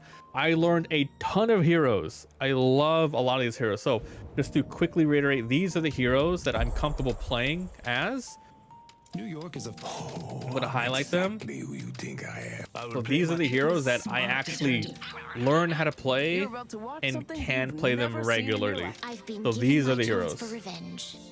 So I know and can play a ton of them, but my current favorites are Holiday, Grey Talon, McGinnis, Seven, and as a secondary, it's going to be Paige, Sinclair, Viscus, and Doorman, and Bebop's another high priority. So we have a couple of high priorities, and the rest I know how to play. So going in, I've been playing a ton, and I know what the hell I'm doing now. So I have a feeling that this game might release sometime soon, hopefully this year. I don't know if they're gonna add even more heroes, but I think there's a lot of model reworking to coming in that they're gonna have come in. Definitely some balances, and then just overall system reworks before that comes out. So yeah, that's where I've been, just nothing but watching Walking Dead, hanging out with my family, my wife, the pets, playing a lot of Deadlock off stream, playing a little bit of The Bazaar as well. I have to make a video about The Bazaar because that one, when it came out on Steam, it was a big disaster. But now, like a year and a half later, something happened. So I want to talk about that. So I'll make a video on that. And yeah, that's it. So I'm gonna come back with more consistent videos for the main channel. I have like a plan of what I want to do. So for the main channel, it's gonna be reviews, these kind of discussion videos, maybe a highlight video every once in a while of gameplay. But it's gonna be like the first impressions review of indie games, as well as full-on reviews of games that I've been playing, that I played dozens of hours for, that I can talk about. And that's for the main channel. And also be putting all the shorts there for like smaller discussions. And then for the Mabi versus Games 2 channel, which is the Let's Play channel, that one is going to be more of all the long form unedited stuff. So all the full Deadlock matches, any roguelikes I play, such as Slay the Spire, is continuously being put up. If you missed any of our past Let's Plays that we've done, like Pokopia, I'm not playing it anymore, but I see it every day. My wife's playing it every single day, so I watch all that. It's going to be on there as well. And for the Monster Hunter 3, we're going to continue streaming it, but then we're going to be uploading it in parts on there, so it's all going to be there. So main channel for the curated, edited stuff. On the Let's Play channel, the long form stuff, if you guys need to see where all the B footage comes from, all the extra stuff I don't do on the main channel. And then Mabi versus Games 3, which I'm kicking off, that's going to be more highlight stuff. For example, Monster Hunter Stories 3, I get to a really cool boss fight. I'll take that boss fight and I'll just stick it on there, and then it'll just throw it into the ether if anyone sees it, they see it. But I really want to highlight some key moments and stuff like that. So like that, there you go. And of course, there's the Mabi TCG channel, where I also took a break. Every piece of content creation was not just gaming, but trading card gaming as well. That also took a break. So I'm excited to jump back into there. Just the other day, a friend came over and we recorded some One Piece duels with the new, at the moment of this recording, OP15, which we played with every single leader, as I'm able to print all the cards out proxy wise with good thick card stock, leave it so it looks really legit and nice. So yeah, there you go. So that's where I've been, that's what I'm doing, that's the upcoming plans, and I hope you guys enjoy. Yeah, just expect more and more videos, and then the different channels are where to get them. So thanks for watching. I'll see you guys next time. Bye. Okay, so that is the where was I video. I want to do a review of Pokopia now.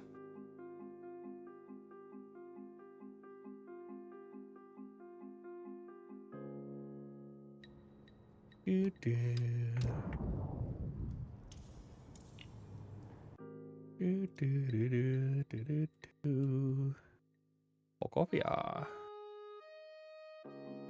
Hey guys, we'll go back to another.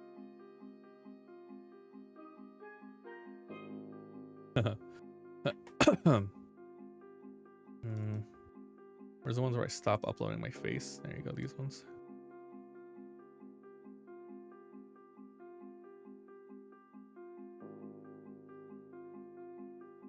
Test 1 2 3.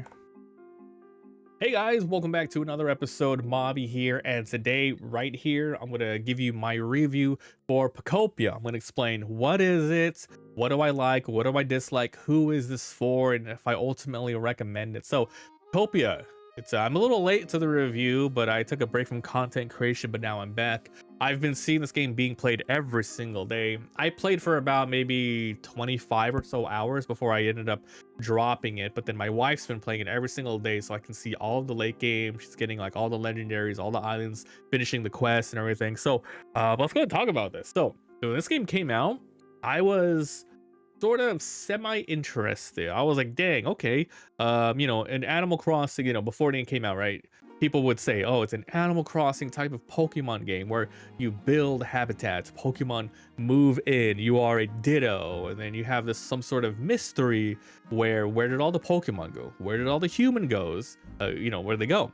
And then you start to play and you realize that they did the best they could with marketing, but I feel like they should have went all in with showing people the mechanics and the game loop. They only showed like the basics from the first couple of like teaser trailers, a little bit of the gameplay that I've seen.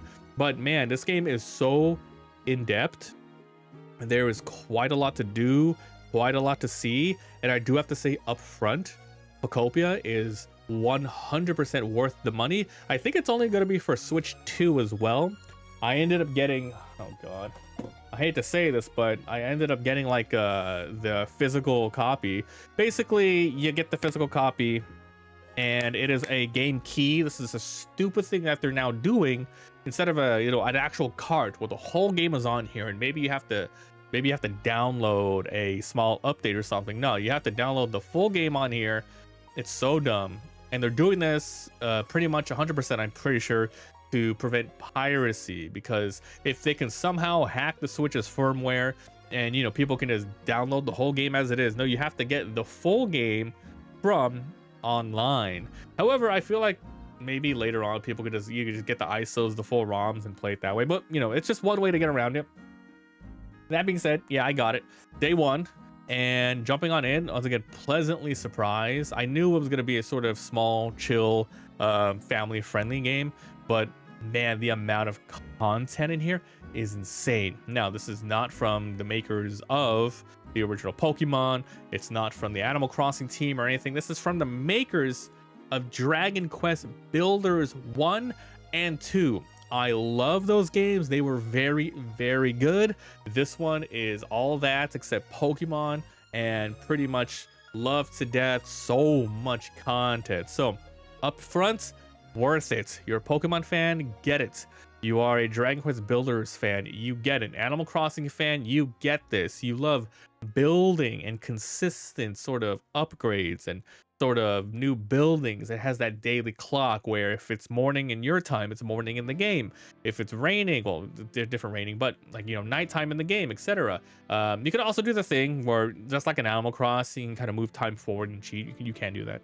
But basically, let's quickly go over more of the stuff, right? So you are a Ditto who has shown up into this big wasteland, and you're wondering, where'd everyone go? You meet another Pokemon called Tangrowth, who essentially says, I've been here all alone, I don't know what's happening, and now you're here, you're a Ditto. Wow, you transform into a human because you saw a Pokedex that apparently belonged to your trainer. So you take a basic form of your trainer, as you can see here in the footage, and you just all of a sudden are able to use other Pokemon's abilities. Obviously you're a Ditto, so you can use Squirtle's water gun, and you can use Bulbasaur's ability to vine whip the ground, and you can use Magikarp's splash ability, lots of Scissors' cut, so a lot of different sorts of abilities you're going to be getting throughout the game in order to rebuild the world brick by brick, block by block. And I am not kidding, you can terraform as much as you want. It's a little hard in the early game, but as you go further and further into the game, you're gonna not only get the new abilities, but you can upgrade them as well and get buffs to help you, chop down bigger trees quicker and faster. But basically, your job is to do the main quest, which is to rebuild the map. If there's dry grass, you have to water them. You have to get sort of grass in here and make different sorts of habitats. And this is probably one of the big cool things of the game. Pokemon who show up, they only show up when a habitat is ready for them and it's complete. For example, a 2x2 of grass, just like in a regular Pokemon game, shows up, and then you can randomly get a Pokemon that comes up. In this game, there's about 300 or so Pokemon, and I don't know in the future if they're going to do any sort of DLC. I hope they do, because there's 1,000 Pokemon, but who knows if they're going to do all of it. But basically, you have to build tons and tons of habitats. Oh, you can have shaded sort of grass under a tree to get a very specific Pokemon. Nighttime grass, maybe Oddish. Elevated grass, you can get Paris and stuff like that. Even more obscure stuff like, oh, 2 trash cans and a trash bag. You get the trash bag Pokemon. You can, it's tons and tons of cool things like that. So it's not just basic rudimentary geological stuff. Later on, you get lights. You get, you know, lots of ways to actually make buildings. You have a cash register so Pokemon can sell things. And with all the Pokemon that you can get in the game, you're going to give them their habitat, you're going to give them their home, and they all have different abilities. Like I said, you bring a Squirtle around to follow you. He can go ahead and water some stuff for you. You can water stuff yourself, but you can have them do it for you. You can have a Charmander walk with you. If anything can go on fire, you can say, hey, light this up, and then they'll go ahead and do it. And then later on, you get more advanced side of Pokemon, like, oh, the one with teleport. If you need to find where Pokemon lives or whatever their habitat is, you can teleport right to it. You can fly to them. And then you can also build. So this game has, once again, tons and tons of layers. I don't want to go through every aspect, but I am going to go through the major things. So that's Pokemon building habitats, which is the way you primarily get Pokemon. And then you have to rebuild things. So the way you rebuild things is through either the major quest, or you can go ahead and do constructions on your own. Now, the main quest is on the very first map that you get. After you get through the tutorial and you learn all the basics and how to terraform, how to make sort of things, how do you make different types of houses for your Pokemon. They want you to rebuild the Pokemon Center. So the Pokemon Center, once it's complete, you get materials, you get like grass, you get logs and stuff like that. You get process logs from all the Pokemon. Then you get them, you have them do it, and then it has that thing, the real-time timer, where, okay, you want to build a tiny house, you can go ahead and wait 4 hours, 8 hours, or for larger projects like that Pokemon Center I just said, it's going to take 24 hours, or rather a full day. So basically, I believe it was like at 5 a.m., 5, 6, or 7 a.m. is when the day sort of resets. So you can turn the game off, come back later the next day. All of your in-progress building, your Pokemon just does it over the course of the night. You go ahead and just build it. So the Pokemon Center is done. Then, boom, you can start doing quests. So there is the rebuilding of stuff. You can build your own stuff, habitats, bring in Pokemon. Then you have the shop where you do daily quests. Like, oh, find this specific Pokemon, create electricity, go to the sort of randomized islands to gather some stuff, cook some items, etc. Once you do all that, then you start unlocking just the game loop, which is do the quests, because every new map you get to go to, it's going to be a sort of quest cycle. The very, very first map, it's all about you finding out what you can do and getting rain. So you have to find a way. It's a little slight spoiler. It's just Pokemon, whatever. You get Kyogre to show up. How do you do that? You have to get lots of water to show up. How do you get that? You got to get a Slowbro. How do you get a Slowbro to yawn? You have to get him here and make the place very humid. How do you get Slowbro? You have to build a habitat. How do you build a habitat? You have to find the place to build it. And then you get all these sorts. So it's like a big loop of unlocking a new Pokemon, which is really fun. Because once you build the habitat, you might accidentally build a habitat. And then you have to wait a little bit randomly. A Pokemon will show up, you go to it, and then it just, ooh, who's that Pokemon, shows up. Now, obviously, if you put like, a bunch of candles next to a gravesite, you might get some ghost Pokemon. So you can kind of figure out like, okay, this is how you do it. So the game smartly lets you figure a lot of things out on your own, because you can once again, you can infer like, okay, this is how you unlock this sort of Pokemon. If you can find elevated water, elevated grass, maybe this specific different sort of grass is the same thing as the other grass, etc. So yeah, there's a lot of other quests in the game.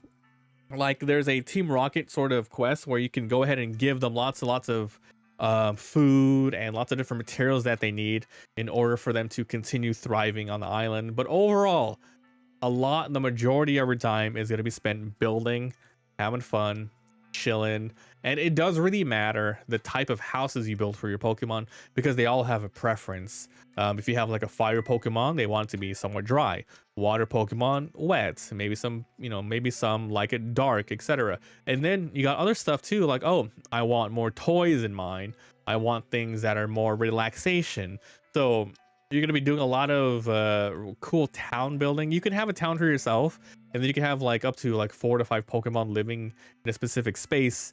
And then you can kind of like, you don't have to 100% do this, but it really helps if you can make them more comfortable of what they like, because in every single map, there's another objective, which is the Pokemon comfort level, the environment level. So if all of the Pokemon that specifically live there, that you chose to live there, because you can move them between the different maps, you can get their environment level up, and then you can get quest up and reward. So every map, The goal is the main quest there where you talk to those Pokemon, they tell you what to do, and usually that is all about figuring out new mechanics and then really cool like things that you do at the end to sort of finalize the area. And then you have the environment levels and then your own personal goals, and then you keep going and going, and then later on you get to unlock legendaries and stuff like that. So this game is, I'm ranting a lot about the mechanics, and it seems like I am going everywhere, but that's because the game just has all of that and more. Now, that's not to say this game is perfect. There is a huge issue here, and I think it has to do with sort of inventory management. Now, you do have a lot of space in your backpack once you start upgrading that backpack. You have like 4 tabs, Animal Crossing style, but the way that you move things between sort of inventory sort of spaces like chests and stuff like that, it's the same thing as base Minecraft. You have to put a chest down and you open it up, and then that's where you see it. There's no quick stack that automatically sorts stuff into those things. You have to remember, I put all of my wood in this one, I put all of my gravel in this one, extra blocks with food is in this one, and then it's very limited as well. Even after you get like the larger sort of the larger boxes, it's still pretty bad. So you know, I had to do the thing. I literally did the thing in Minecraft where I put a wall, I put the chest there, I put a frame, and then I put a sort of item inside the frame that was once there. So like I can easily see at a glance what was in there. A lot of people like to go crazy with it, but I like to sort of just categorize it so it's a lot more easier. But yes, this game has tons and tons of items. There's a crap ton of mechanics. I'm just gonna shoot through a couple more so you guys know. There's a dream island where you can get renewable resources every single day you go to it, kind of like Cap's Island in Animal Crossing. We just go to a random island, so you got lots of stuff there. There is an unknown, like the Pokemon Unknown. There's a long quest where you have to find and appraise blocks in order to find out what the mystery is and what happens when you complete the sort of hidden message that the Unknowns creates. I know what it is, but I don't want to spoil that. There's also the appraisal. You can find lots of cool freaking things dug underground, lots of sort of artifacts that you can have Tangrowth sort of appraise. So there's lots of cool things humans had. So basically collecting all the Pokemon, finishing all the quests, obtaining every single piece of furniture, all the wallpapers, all of the recipes. So it's a lot of cool things you can do, but I don't want to rant any more than that. The game is wonderful. This is such a good game. Like, I can't believe how good it was. I knew I was gonna like it, but I had no idea how in depth it was going to be, how much content there was going to be. I just wish it was a little, you know, it's a lot to ask, but it would be perfect if the inventory management was a lot more better. And they also fixed up the Pokemon limits, because at the moment, and I believe this is just for performance sort of performance issues, but only a certain amount of Pokemon can be shown on a map at once. So I think around 20 to 30 Pokemon can be seen on the map loaded. You might, like, basically you can build like 1 million houses. There's a limit, but you can build like a bunch of houses. You can have 4 Pokemon living in them. Once you hit a certain amount, you can't find them anymore. You have to put honey on their house, and then they spawn in and another Pokemon spawns out. There's 2 different houses in here. There's the loose houses where you can literally build brick by brick, and so that one's always around. And then you have the Animal Crossing sort of houses where you crawl into a little load space, and then it's a bigger space, and then you can do more stuff. If the Pokemon live in the Animal Crossing type of houses, I believe you can always see them. But if you have them in the open loose houses, they're gonna disappear. So that one I really don't like that. So the inventory stuff, the Pokemon sort of having a limit there, and I think a little bit of the it would have been nice to have more Pokemon personalities. A lot of them are really basic and sort of samey, unlike Animal Crossing. I'll give that. Animal Crossing does have that, where literally every animal has their own way of saying things, the little fun things. So every time you talk to them, maybe they're wearing a new shirt that you gave them, they give you a small quest to do. This game doesn't really have that. Basically, there are the set quests that some Pokemon have during the main quest, but other than that, not much. The only way you're interacting is if they walk up to you and they say, "Oh, hey, I love what you're doing," and then they give you a stupid like rock or something. It's really, really dumb. And you know, you making their house. So yeah, There's a lot of them, and I understand. Imagine if they did like unique quests, unique dialogue for every single Pokemon. It's gonna be a lot. So that's why they have it like, you know, not as complex as I would love it, but it would have been amazing. So and that would have been a 10 out of 10 if it was missing those sort of things. So right now, the game for me, it's like a 9 out of 10, just because of like the sheer number of things they put in this. A lot of people love it. It's really, really nice. Huge scores. It's getting a lot of praise, and it really deserves every little bit that it's got. So I will leave you with this. The end game story, you're gonna love it. It's really, really good. Very unexpected of where did all the Pokemon go? Where did all the humans go? And what's gonna be happening afterwards. So I'll leave it with that. Switch 2, Pokopia. Amazing game. Love it. Pick it up. Absolutely. It's worth it 100%. Full price. This is one of those rare full price games where I'm like, yeah, get it. Go ahead. So that's it. Switch 2. Thank you so much for watching. Let me know what you guys think down below. I had fun playing, and yeah, even like after a month later, a lot of good things to say about it. So thanks for watching, and we'll see you guys next time. Bye. Whew. That was a 17-minute review. I'll edit that later. Let's do another review, and I want to do Deadlock. Pokopia. Pokopia.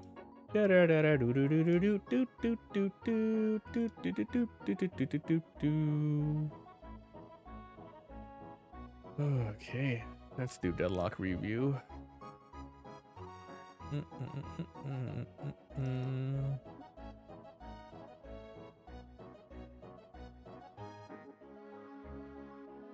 Hey guys, welcome back to another episode. Mabi here, and today I want to talk about and review Deadlock. Now, at the moment of this review, the game is not fully 100% out yet. It is still in a sort of closed beta state where the only way to play is to get invited by somebody, but there's tons of places where anyone can invite them, so it really is just open, ready for you to play. So I have a feeling that it's early 2026, and I think that maybe late 2026, early 2027 is when the game is going to be fully out, ready to play.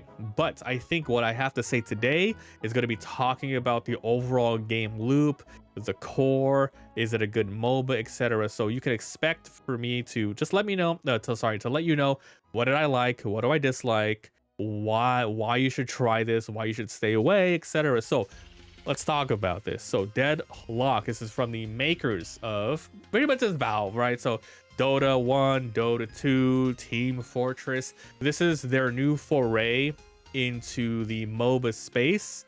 But this is a 3D MOBA shooter.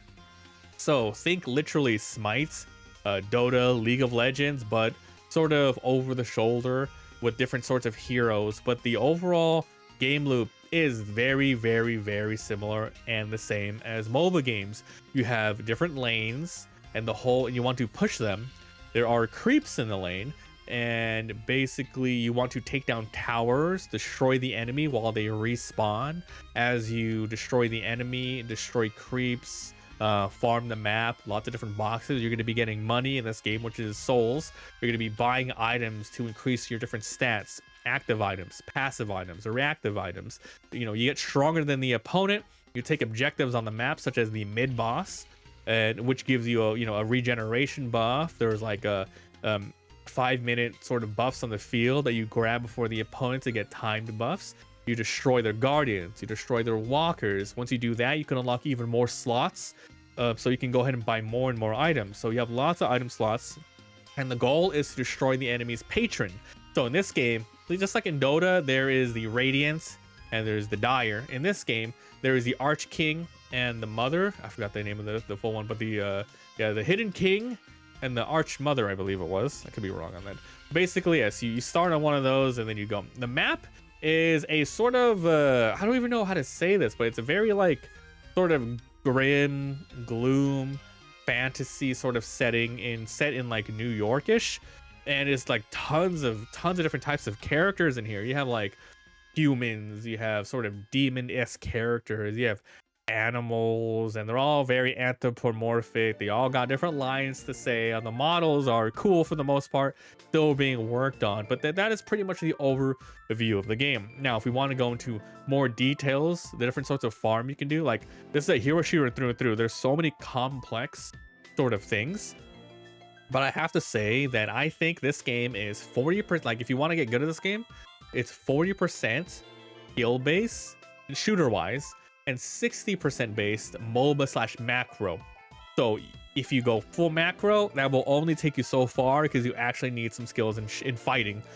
But there are heroes that sort of remedy that, like good support heroes that don't necessarily have to focus on too many sort of skill shots or attacks. You can have big sort of widespread spells to help you hit things, or more support stuff that you can use to help your sort of carries who actually do have those skill shots. So there's a lot of heroes in this game currently, and more later, that just tons of play styles. And what I like about this is some characters, some heroes, they were definitely meant to be some sort of, okay, you're going to be the carry, you're going to be a tank or whatever, but there's enough skill in here, there's enough skill expression, there's enough sort of leveling up the different sorts of ways of your skills and item buying that you can really choose, like, okay, this guy is a support, however, if I build all into spirits, and in this game there's the different stats of gun, vitality, and spirit.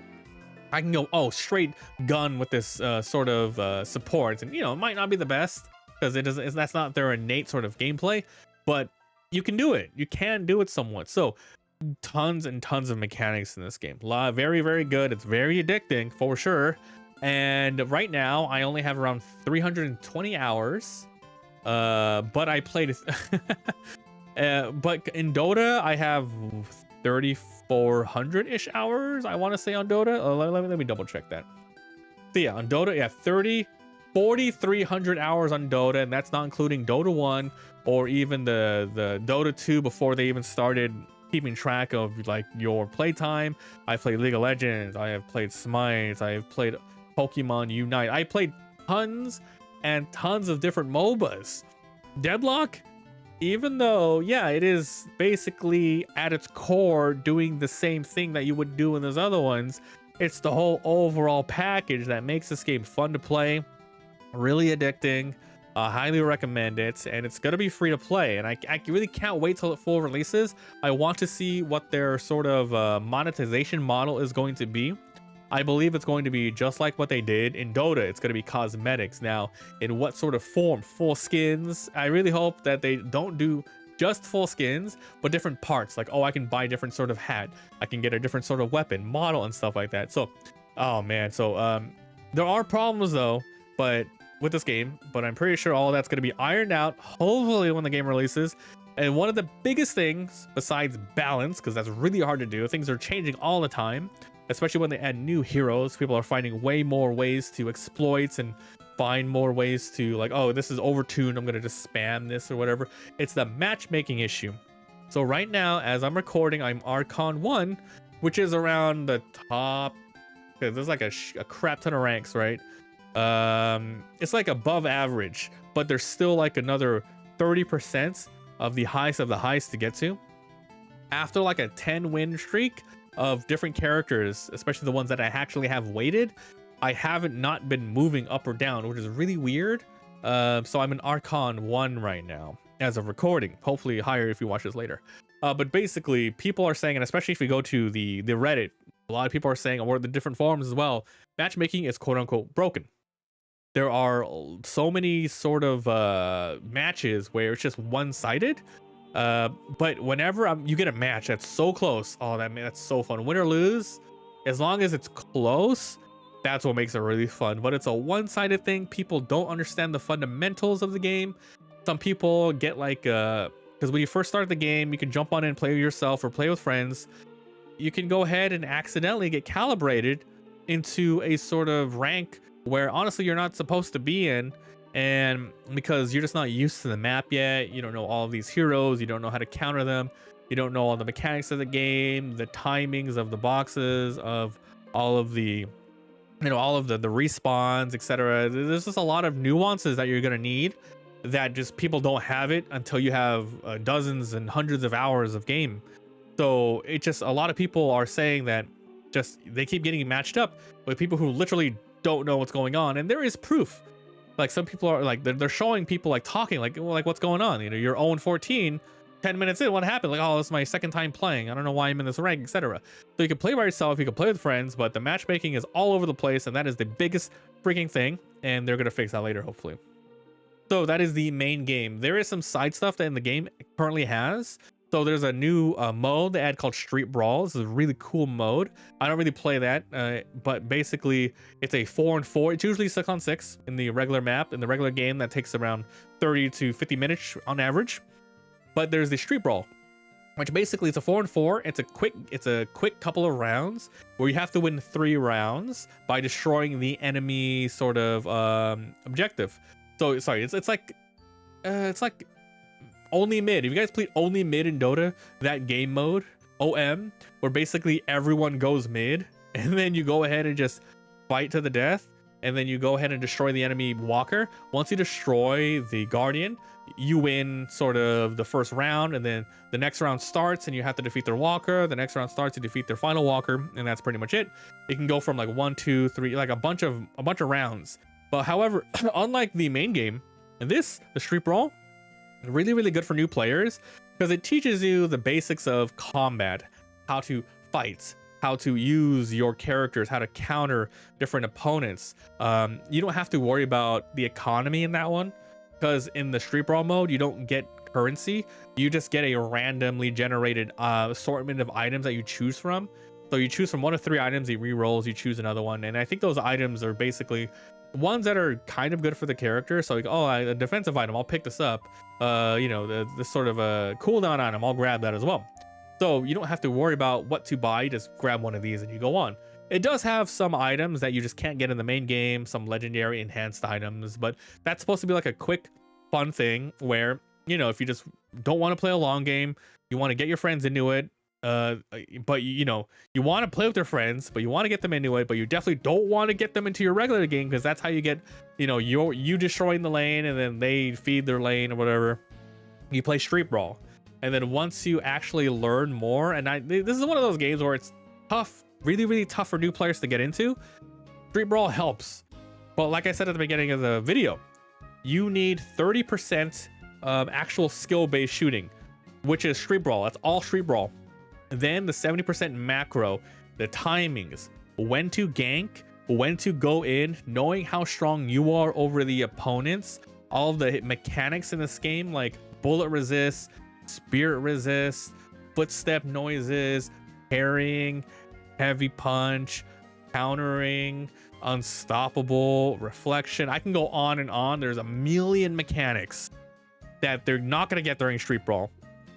And the most important ones are, you know, comeback mechanics like getting the urn, mid boss, rotations, defending the walkers and guardians.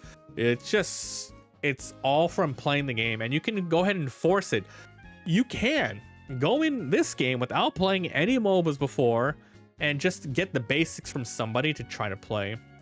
But it's going to be really tough. So I think the best way to do it is go into a bunch of bot matches with yourself or with someone who knows how to play. You guys are playing together on bot matches, and you're going to have to play 12+ matches to figure it out. Otherwise, you're just going to be feeding the other team in the and doing like basically not pulling your weight into the regular game. So that's one thing that's bad. Besides the matchmaking thing is the ease to get into for new players. Like I said, if you've been playing Dota 1, Dota 2, League, Smites, you know the basics. You can get into this very, very easily, except it's not top down right clicking to move. It's WASD moving all around, double jumping with stamina, sliding around, moving around corners. You're always looking at the map, line of sight sort of thing, spawning and timing. So it's a tough game to get into if you don't know what the hell you're doing. So that's one thing that they really need to work on. And right now they do have a sort of learn to play thing in the game where you can go in. It gives you the basics. So you can go online. I think going online and watching actual different sort of Deadlock specific, like very, very, very high quality Deadlock content creators, they should have good review, good sort of tutorials of how to play, how to start, you know, the farming, how to keep up, how to not feed, how to get the urn, etc. Boxes, routes. They will teach you all of that, and I think that's way better. But you know, you should also get your hands on the game too, because it's also muscle memory, choosing the sort of heroes that you like to figure out their sort of style of play. You know, how good is their gun, because you know, machine guns, slow bow and arrows, shotguns, there's a lot of different things. They got alt firing and all that, so it's nice to watch the videos, but it's also really good to just get your hands at it, which is why I also recommend playing and going through a lot of the like the in-game tutorials, even though it's just not enough supplementary wise. So you can watch in-game matches, but that's a little tough too, like in-game replays or live matches, because you get no context of what's going on. Why did this character buy this specific item? You might not know. So once again, videos and the quick tutorial and playing with friends, that's the best way to get into it. I would not recommend going in cold if you don't know anything about MOBAs at all, but this game is just so much fun. It's so freaking addicting. It gives me that dopamine hit, and it's just a good freaking game, man. It's insane. Like Valve is a company where they're crazy rich, you know, they're the biggest gaming platform in the world, and they make billions and billions, and they can afford to just spend years and years just making a game like this in the background, and then slowly teasing it, and then having it in a sort of closed beta, even though everyone can go in there. And so like people can like have fun, play, you know, no money, no stakes involved. And then later on, you know, because they have a bunch of money makers already, later on you can go ahead and actually put this out as a real product. You can have all those tournaments. People are forcing tournaments, you know, just like basic content creators and stuff like that. They're forcing tournaments, which is fine. It's all for fun. But like later on, you're gonna get like you know, the internationals, however, for Deadlock. So it's really cool. And even if you're not a crazy good shooter, once again, there's a lot of characters. You can go tank, you can go melee, you can go straight magic. Everyone does shoot. Like everyone does shoot. You need a little bit of shooting skill, but depending on the hero you pick, you can kind of, you know, go around that and just play different ways. Like I want to be a backliner. I want to be straight. You know, I want to be someone who stays on the front line, punches people and stuns them. I never have to, you know, really crazy shoot. You know, you do shoot a little bit. So Deadlock as a review, it's a damn good game. So many heroes are coming out.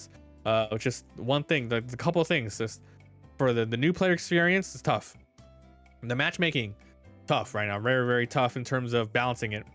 Also balancing of the characters. I think for this, they're doing a good job of actually nerfing and buffing characters every couple of weeks or so, and I really hope towards the end of this year or at the start of 2027 it's fully out and we get even more stuff. I even heard, and I'm recording this on April 6th, 2026, I heard that there might be some sort of PvE mode. What the hell is that? That's gonna be crazy. So this game just has everything and more. I 100% support this game. I love it. As long, you know, unless something crazy drastic happens that makes me hate it, I can foresee myself playing this over any other MOBA right now. I literally stopped playing Dota and it just completely just started. I'm playing this now. I still watch some people play Dota. I do keep up with like the patch notes and stuff, even though because I played that for many years, but this game is just where it's at for me. So it's just really fun. So that's my review of Deadlock. And I, you know, if the game crazy like tons and tons of new content comes out and it's a completely different game, I'll do another review. But for the most part, I think it's exactly what I said it's going to be. It's the same gameplay loop as you'll see in another MOBA, except this one is just a little more complex in different areas, and it just has that charm.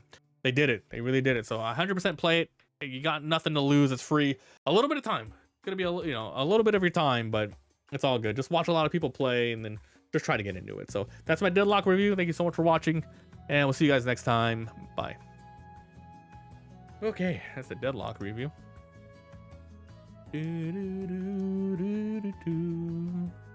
Deadlock. Deadlock. Man, that game's good, dude. Love Deadlock. Did I play another match today? I don't know why it was so sped up, but it got through the thing quickly.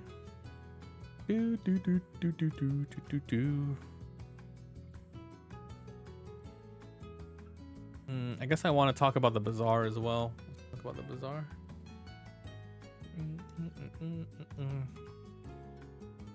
Bazaar Steam charts.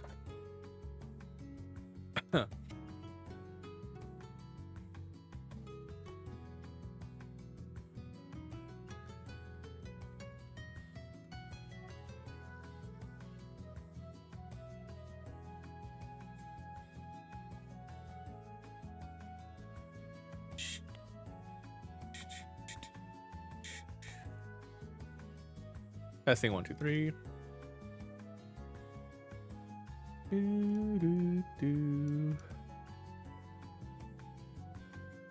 Huh. Okay, so something weird is happening with the Bazaar, and by I say weird, I guess I kind of mean unexpected. So the game released on Steam maybe about a year ago, and it came out with very mixed reviews because there was a lot of controversy with the way it was monetized, the future of the game, the sort of developers and the faces of it, saying a lot of weird things. But I'm happy to say that the game is kind of thriving a couple of months after, and I can go ahead and show you the Bazaar charts. So it released basically October of 2025 last year, and it was a lukewarm 3,000 players, that's actually not bad. But if this is going to be a live service game that is going to stick around for many, many, many years, it has to be more than that. Now, weirdly enough, it went down, down, down. Then a month later, it went up, spiking a little bit because they kind of changed the model. New players can get in a little bit easier. And then it's slowly, by word of mouth, it's getting bigger and bigger. It doubled in January, and then in February it tripled all the way down to 13,000, and then the all-time peak last month was 17,000 players. So what happened? Well, first of all, the Bazaar originally released in its own standalone client, right, by Tempo, and I played that standalone client the whole time it was out. And then when they moved it to Steam, that was when all of the controversy started. So what happened? So basically, like I said, when they moved it over to Steam, basically we had no idea of the player base, right? We didn't know if like 100 people were playing or 10,000 people were playing. They're not going to tell us. But luckily the Steam charts, they don't lie.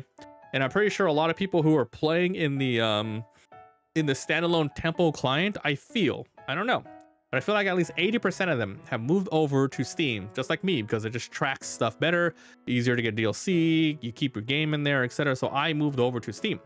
When I first moved over, controversy was, how are they going to do it? If you own the game, you purchase the game on the standalone client, what happens if you go to Steam? Basically, you had to rebuy the game, and there's no getting around it. Now, I really like the game, so I was like, fine, I'll rebuy the game. But basically they gave it so if you did own the game before, you can get a little bit of a discount. You can move all your progress over, which is good.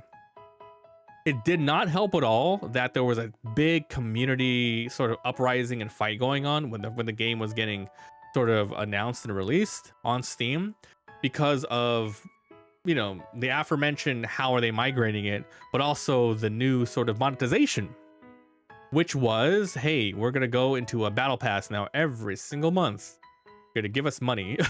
Every single month, you're going to give us money. And then you can buy like a different tier to go on further on the battle pass. You can purchase another sort of pass so you can get more experience. And then when new heroes are out, you can unlock them with all the stuff you get here. So basically that made it so you had incentive to play every single day multiple times so you can get through the battle pass. You can unlock all of your different sorts of gold / currency so you can unlock the new sort of the new characters and cosmetics coming up. A few months later, after that, is what the current model is now.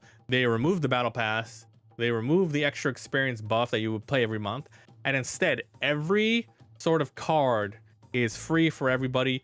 Everyone has access to ranked mode, everyone has access to all the cosmetics. You can just get all of the in-game currency within the game. You have to play it. The only thing you now pay for is characters. So the characters are like $20, and people are okay with that. I think I'm okay with it because it's like it's less money monthly, and it makes it so I'm not a slave to the game if you are playing battle pass. Because if you're battle passing it, you're like, I have to hit level 50, I gotta get the best cosmetic, I have to get all the gold so that I can roll over and I could purchase the new hero when it comes out. Basically, it would be like those sort of games like in a Fortnite battle pass. If you want the V-Bucks to purchase the next battle pass, you better play enough so you unlock the V-Bucks. So it's a never-ending cycle of you spending money in order to never spend money, but then you spend your time, which is pretty bad. So in the new model here, like I said, you can still grind out sort of the player pass. I guess it's a battle pass when it's not paid anymore. It's just you get cosmetics and stuff. So basically, when it moved over, I was happy because you spend a little bit less. Yeah, you have to pay for the heroes. But then, you know, it made it so I played a lot less, but still I played enough because the game's really fun. Like, I'm not grinding a million matches a day, just 1 or 2 every once in a while. I can play it, leave it on in the background, because it's one of those games where, you know, you can just leave it on. Not leave it on, but basically you can click, look at some stuff, think about it, have a video in the background, eat some food, click on something, watch it go, and then you keep going back and forth, quit the game, come back. It's one of those games which is really, really good. And, you know, the fact that so many heroes have come out since it finally released. So you got like Jules, you got Stells, you got Karnak, which is really cool. At the moment of this recording, Karnak's the new hero. You can see in the video going on. But basically, I think just like slowly moving the monetization, the word of mouth, and I think one of the big thing that helped it is basically a lot of the drama. I'm gonna say it, Reynad. As far as I know, he has not been talking a lot of shit anymore.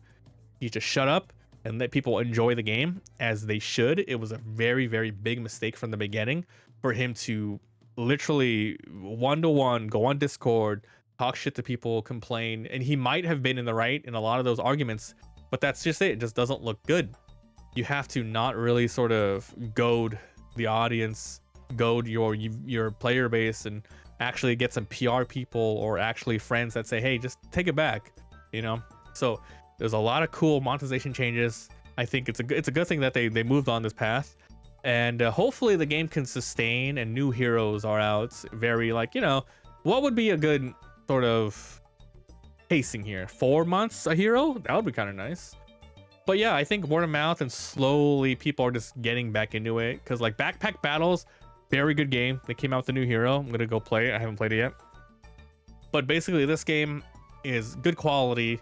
It's a lot of fun. It's a lot of bullcrap, right? Because it's one of those games where you hit go, you make your build, you do as best as you can, you hit go, and then you don't know what the opponent has. I feel like if they somehow made a mechanic for you to somehow at least see what the opponent maybe has, or you can somewhat counter, because it feels like you're just making it and then hitting the lottery, and then just, you know, hitting that spin and trying to hit the lottery of wins or losses. And yeah, that is part of the game's charm. I'm still playing it. I'm just saying, like, they could have improved on that, but as it is now, it's like, crap. Well, guess I lost. What can you do about it? Yeah, I did as good as I could. But so yes, the weird spot, the bazaar, it's growing. That's very, very, very unexpected, and I'm happy. This is one of those games where when it first came out, I loved it, I praised it, and then when it came out on Steam with the bad monetization, with the terrible PR rants that they were having, I said, no, I don't support the game. I'm not going to play it. But then I saw they changed it, they updated, and I'm like, okay, I'll give it another try. And then I tried those new heroes. They're fun, they're wacky, they're all different, they're balancing the older stuff, they're balancing a lot of stuff, they're doing things. So as long as they can, like, I don't know what the overall plan is. I could get egg in my face right now, and in a couple months they can say we're discontinuing support for the game, because, you know, because this is a server game, right? You got employees, you have servers to hold up, you have a lot of updates to keep up. Like, who knows, maybe towards the end of the year they're like, we're done, 2 heroes, we have plans for 2 more heroes, and the game's done, and then we're gonna go offline. Like, that would suck so much after me going back and forth on it. But I am going back and forth because they drastically changed how people approach the game. As it is now, it's in a good spot. Is it enough to sustain? You purchase the regular game, you can purchase some sort of cosmetic packs if you want, but their monetization is upfront pay, then you get heroes as they come out. When you buy the heroes, completely different playstyle, so it's kind of sort of warranted. Okay, so when this hero came out though, it was the same price as the game itself, which was not good, and there was a small drama about that. I purchased it because I was like, whatever, I'd buy it, whatever. It was $20 or something. about a couple days later, they're like, okay, anyone who had the character, we're gonna go ahead, if you refund that specific DLC, we're gonna give you a little coupon on your Steam account where you can buy the hero for half off or something. I didn't do that. I didn't bother refunding or anything, but it's nice that they did that. So that is another thing that lets me know, hey, they're listening to the community, because it is kind of bullshit where, yeah, the game's $20. Damn, this character's $20. What the hell? He needs to be like less than that. So hopefully when new characters come out, it's gonna be the same, and I hope they work on it more, because there is a little bit more quality of life stuff, you know, going more in depth in the systems in the game that they could do. I'm not gonna go into that, but just wanted to quickly say, like, hey, the game's changed, people are loving it, and I for one am still playing it a couple times a week, not as much as I did before, but enough that it's still installed. I'm still keeping up, and I will be buying the new heroes that they come out. I just hope that they can keep it up and not discontinue the game. I hope their model is enough for them to keep it going. Let's just say that. So that's it. Let me know what you guys think about the Bazaar. It's in a weird state. A good state. Okay, bye. So many things to talk about because I freaking went off took that freaking break, you know.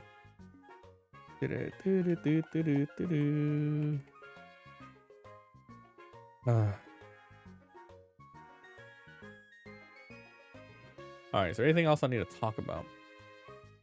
Okay, we did the Deadlock review, Pokopio review, Slay the Spire 2 review. I'll save the Slay the Spire 2 review for tomorrow. And then I think I'm gonna end the stream now. And then tomorrow we'll play more Slay, do the review, and then I'll decide if I want to do Deadlock or if I want to play some Monster Hunter stories. Because I really want to play that, but it's really hard for me to play lots of games off stream. So I might end up just playing Monster Hunter stories and a lot of other games on stream too. That's it. Okay, GG's. Good times.